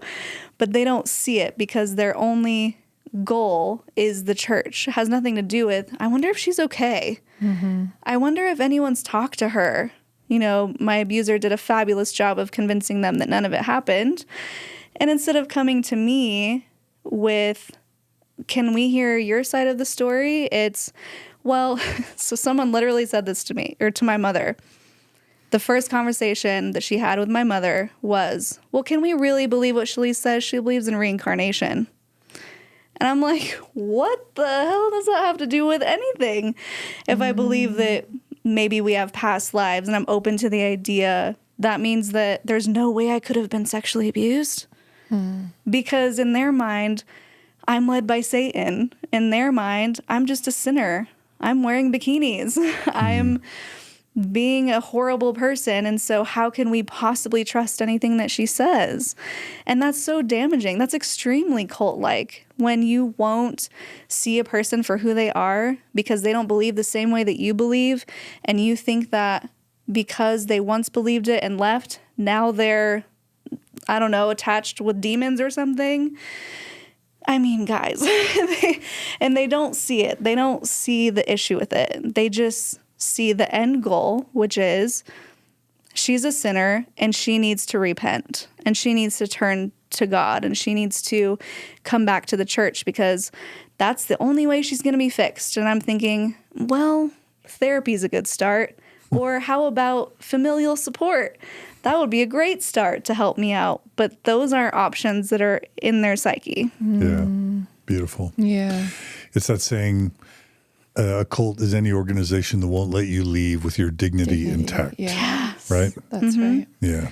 And I just feel so lucky that my immediate family is not involved in the church because, I mean, you've seen the stories. There's so many people who are ostracized from their parents and their siblings, and I'm just so grateful that that's not the case for me. Yeah. I have great relationships with my siblings and my mom, and love them so much. So, yeah, I'm just happy that I have that. Beautiful. Mark, you had a question or two. Yeah, I am curious. Earlier, you had talked a little bit about living in the trauma of sexual abuse, and then kind of going through your ayahuasca journey. I'm curious now what care for you looks like now in this present moment around kind of the trauma of your sexual abuse. What does that look like? That's $1 million question. I think I did try to get some therapists who didn't quite work out. So I'm still on the lookout and I need to get with another therapist. Therapy is also expensive, and so it's tricky. One of the things was my abuser said that he would pay for my therapy, and he has not. Or he's like, well, here's some money. So it's hard because I definitely think that is a path I need to take and be more diligent with. Aside from that, it's about understanding my boundaries. It's about setting boundaries. That's probably the biggest one. I still don't like to be touched by people. I enjoy hugs, like, hey, good to see you. Let's hug it out, But as far as anything else goes, just random touch, it triggers my immune system where I'm like, because it's this, I think it just comes from being out of control, where I've been dealing with the pregnancy thing where people automatically want to put their hands on the belly, and it could be someone who's like a best friend. And if I don't get that, like, hey, can I, it almost feels like an invasion, and I have to kind of remind myself that I'm safe. And so I've been doing that with just creating boundaries around things that I'm comfortable with, things that I'm not comfortable with, and going no contact with my abuser. That was a big one because, I would tell him, hey, I really don't like it when you reach out, or please wait until I reach out to you because it's hard for me to see your name on my phone. And then he would continue to text me and be like, I know you wanted me to not talk to you, and I'm just like, you don't get that you're re-traumatizing me every time you continue to ignore my boundaries or pretend I don't have any. And so I think going no contact is a really healthy thing. If you have a family member who is not helping you stay in a good mental state, or who is ignoring the fact that you've put up boundaries, I think obviously take a lot of care when making that decision, and I did. It took me years to get to the point of being like, okay, I'm legit blocking your number because you're not respecting the boundaries I've put in place. And also just having a really great support system. So having my husband who's there and who can help me regulate when I need it, when I have hard interviews where sometimes there's cases where I shut the laptop after the interview and I just break down crying. And I'm just like, I need a hug. I need to be held. He's the only one who can touch me. I'm like, please touch me. It makes me feel better. It's a very interesting thing. It's like touch will completely trigger me or completely heal me if it's him. Yeah. And so, just being really intentional about the way I move through space, about the way I present myself, the way I show up, the way I bring other people into my space. And I think that's been the best thing for me. Yeah. Thank you for that. Thank you for sharing that. My other questions are around rebuilding a little bit. Just for you, are there, what are some of the happy touch points? I feel like we've witnessed and are witnessing some of those here in studio with you. But are there some things that come to mind where you're like, here were some of the joys, or here are some of the things I'm holding currently around rebuilding, or things that were really helpful? Or do you want to say anything around, rebuilding? The happy stuff. And then we can say if there have been challenging things, but. Yeah, which is fun because that's it's what I call in my interviews the consciousness side of the story. Yes. What makes you happy and at peace and all of that good stuff. I think community has been a good one as far as finding those people who really understand me, who I can call at any point and be like, hey, I'm having a bad day. Can you just let me vent? Or do you have the space for me to vent? I think it's really important. Guys, if you ever want to do this to your friends or with your friends, it's important to ask them if they have the headspace to hold all of that first. And so finding people who are willing to listen, happy points, just finding the love of my life and marrying him has been so awesome and incredible and validating in the sense that I felt like an old maid for so long, even though I'm not. But in Utah terms, it's like, what? You're over 30 and you're not married? Time's ticking, And so being able to validate myself in the fact of you can wait till you find the right person. And I'm so glad I did. Yes. And I'm so glad I held out for someone who met all of my expectations as far as this is the person who's going to help me have a peaceful, happy, successful, fulfilling life, instead of the list that I made when I was 12 of he's got to be a returned missionary, he's got to go to church every Sunday, he's got to be a worthy priesthood holder. That's right. And it's just so interesting how the list has shifted into something that's so much more beneficial because it doesn't matter what he believes. I love him and he's an amazing human being and he's going to be an amazing father. And so finding joy in that, in doing things on my own time, and also getting pregnant has been such a blessing. I'm so happy because there was that little bit of, are you too old? I knew in the back of my mind I wasn't, but also what if it doesn't work? What if it takes years? What if we struggle with infertility? I was an egg donor 5 times actually. And so I was worried that maybe that affected something or maybe we won't be able to get pregnant. And it happened the first cycle and I was like, oh crap. I don't know if I was ready because I thought it was going to take months and months and months. You're like, it took. Yeah, it worked. I think just finding joy in even the little things and being still and going dancing. I still love salsa dancing and going to salsa clubs and expressing myself in that way. Yeah, joy. And just giving myself permission to be, just to exist. I love it. I love that. All right, and then just the foil to that, what have been some of the harder challenges to rebuilding? Things that, Yeah, the challenges to rebuilding. It's interesting because I haven't really thought about the negative side in a while. Yeah. Because I feel like once you allow yourself to open up and give yourself sky's the limit to figuring out who you are, it's hard to get back into that mindset of restriction.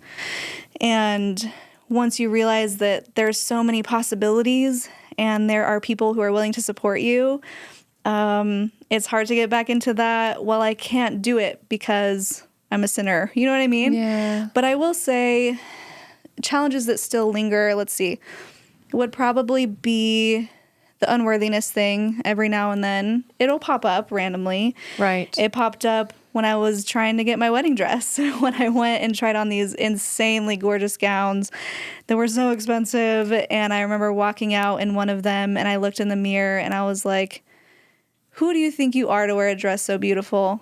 And that was my Mormon background. That's right. There it is. Huh? Yeah, there it is. And I was like, wait a second. And I immediately knocked myself out of that because I got really emotional when I saw myself in this gown. I bought it, by the way. Oh. That was my wedding gown. But it was a moment where I realized, of course you're worthy enough to wear this dress. And you look amazing in it. And those big old hips that you got made fun of for and shamed for look incredible in this dress. And it's super low cut. And that's awesome. And maybe you don't have the chest that you want because you had to take out your awesome implants, but you look amazing. And just really getting rid of that body dysmorphia has been tricky. It's especially been tricky being pregnant, gaining 50 pounds and looking in the mirror and being like, oh man, are you still beautiful? And in the back of my mind, I'm like, of course you're beautiful and you're growing a human and that's amazing. But it still comes out, you know, the conditioning, of being perfect, of looking perfect. And your value being in what you look like. Yes. Yeah, exactly. Yes. That's beautiful. Thank you for that. Is there anything, okay, then this really is my last question. Is there anything that surprises you that if we go back to conditioned, Shelise, like in seeing you now and being in your skin now, that you're like, this is surprising. I didn't really anticipate this part of the journey being right now. Is there anything that surprises you? Being an authority in any type of way. So being in, because it really is a position of power when people listen, when people tune into the channel, when people want to hear what I have to say. And it's something that I never would have thought that I could have. It's something that I never even wanted to have, really. It just kind of happened. And it's not even that I value the power, it's that I value that it's a possibility that I could have power, because that was not an option in Mormonism. Going back to my ex-boyfriend saying, yeah, I know you had dreams, but I just was planning on making you a housewife. That literally was not an option. And so I think it's really beautiful to be able to have the ability to platform these people and to have a voice and to give other people a voice. That's probably the most surprising, especially coming from the timid little Shelise who was too scared to even say 2 sentences because maybe no one would listen. Yes. I love that so much for you. Yeah. Thank you. Yeah, I'll just say it again. It's just been so lovely to see you go from a listener who emails me to like a podcast that's going to be passing us all up soon. I'm so thrilled for the success of Cults to Consciousness. I'm so inspired by your story of resilience, by your relationship with Jonathan, by the amazing work you're doing. And I think you're just beginning. So we are just, viewers and listeners, check out Cults to Consciousness, subscribe to their channel, and just wait, because you ain't seen nothing yet with Shelise Sola and Jonathan. Thank you so much. Thank you. Yeah, that means a lot, especially coming from you guys who are pioneers in the space and who have been doing this for so long and really have been an inspiration to me. And so it's an honor to sit here as a fellow creator, and we chat back and forth like, how are things with you? Or what do you think of this thumbnail? Like, it's so cool to be Here's able to... Here's what a mid-roll is and why you should pay attention to it. Yeah, it's been so cool to compare notes with someone who I looked up to for so long. I'm like, wow, this is awesome. And it's really empowering. So I appreciate you being so open and welcoming of me in the space and wanting to team up instead of viewing each other as competition. It really means a lot. So thank you for having me on to share my story. For sure. And thanks for being vulnerable about really hard stuff. And I'll just tell viewers and listeners, like, there's more that we wanted to tell in this story. And lately, Mormon Stories has just been sort of the recipient of a barrage of either lawsuits or threats for lawsuits. And so there's some aspects to Shelise's story that she goes into more detail on her own channel, and I hope you'll check that out.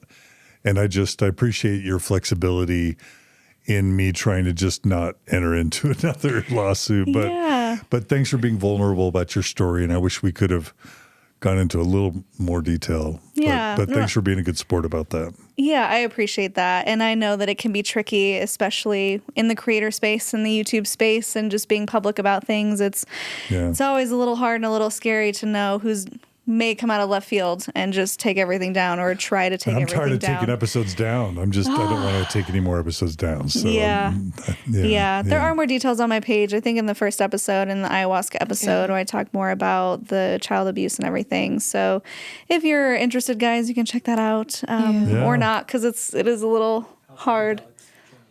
Yeah, I think it's called How Psychedelics Changed My Life, and we can give you links and stuff too. But it was great, though, to come on and tell all of the little snippets that I've probably mentioned in other episodes all in one place. Right. So now if someone asks, like, what's your Yeah. story? Here you go. Here's the link. Absolutely. Yes. And the baby is due any minute? Man, she's due March 8th, and I'm telling her she has to bake until Friday, which is like 4 days from now, and then she can come, because then it's past 37 weeks. Yes. Yeah. That's Yeah. right. How exciting. Well, congratulations again you. for the wedding and for the baby. Thank you so much. Yeah. Very excited. Yeah. All right. Well, Margie, it's always great to have you. Thanks so much for being here today as well. It was a pleasure. Thank you. Yeah. All right. And thanks to all you viewers for joining us today with Shelise on Mormon Stories. Again, please subscribe to Cults to Consciousness. Check it out. Support it. Is there any way they can support you guys financially, by the way? Or We do you do have a Patreon, patreon.com/cults to consciousness. We do have a donor box on our website at cultstoconsciousness.com, and we have fun merch over there as well. Okay. Yeah. Support them. Thank you. And if you're able to support Mormon Stories, become a monthly donor at mormonstories.org. That's the best way to support us. Thanks to everyone who donates to make this podcast possible. We couldn't do it without you. Thanks to Gerardo, Brooklyn, Maven, and of Julia. course Julia for all the work y'all do in the post-production area to make all this possible. Thanks to our board. Thanks to Margie. And most importantly, be good to each other, be kind to each other, and we'll see you all again soon on another episode of Mormon Stories Podcast. Thanks, everybody.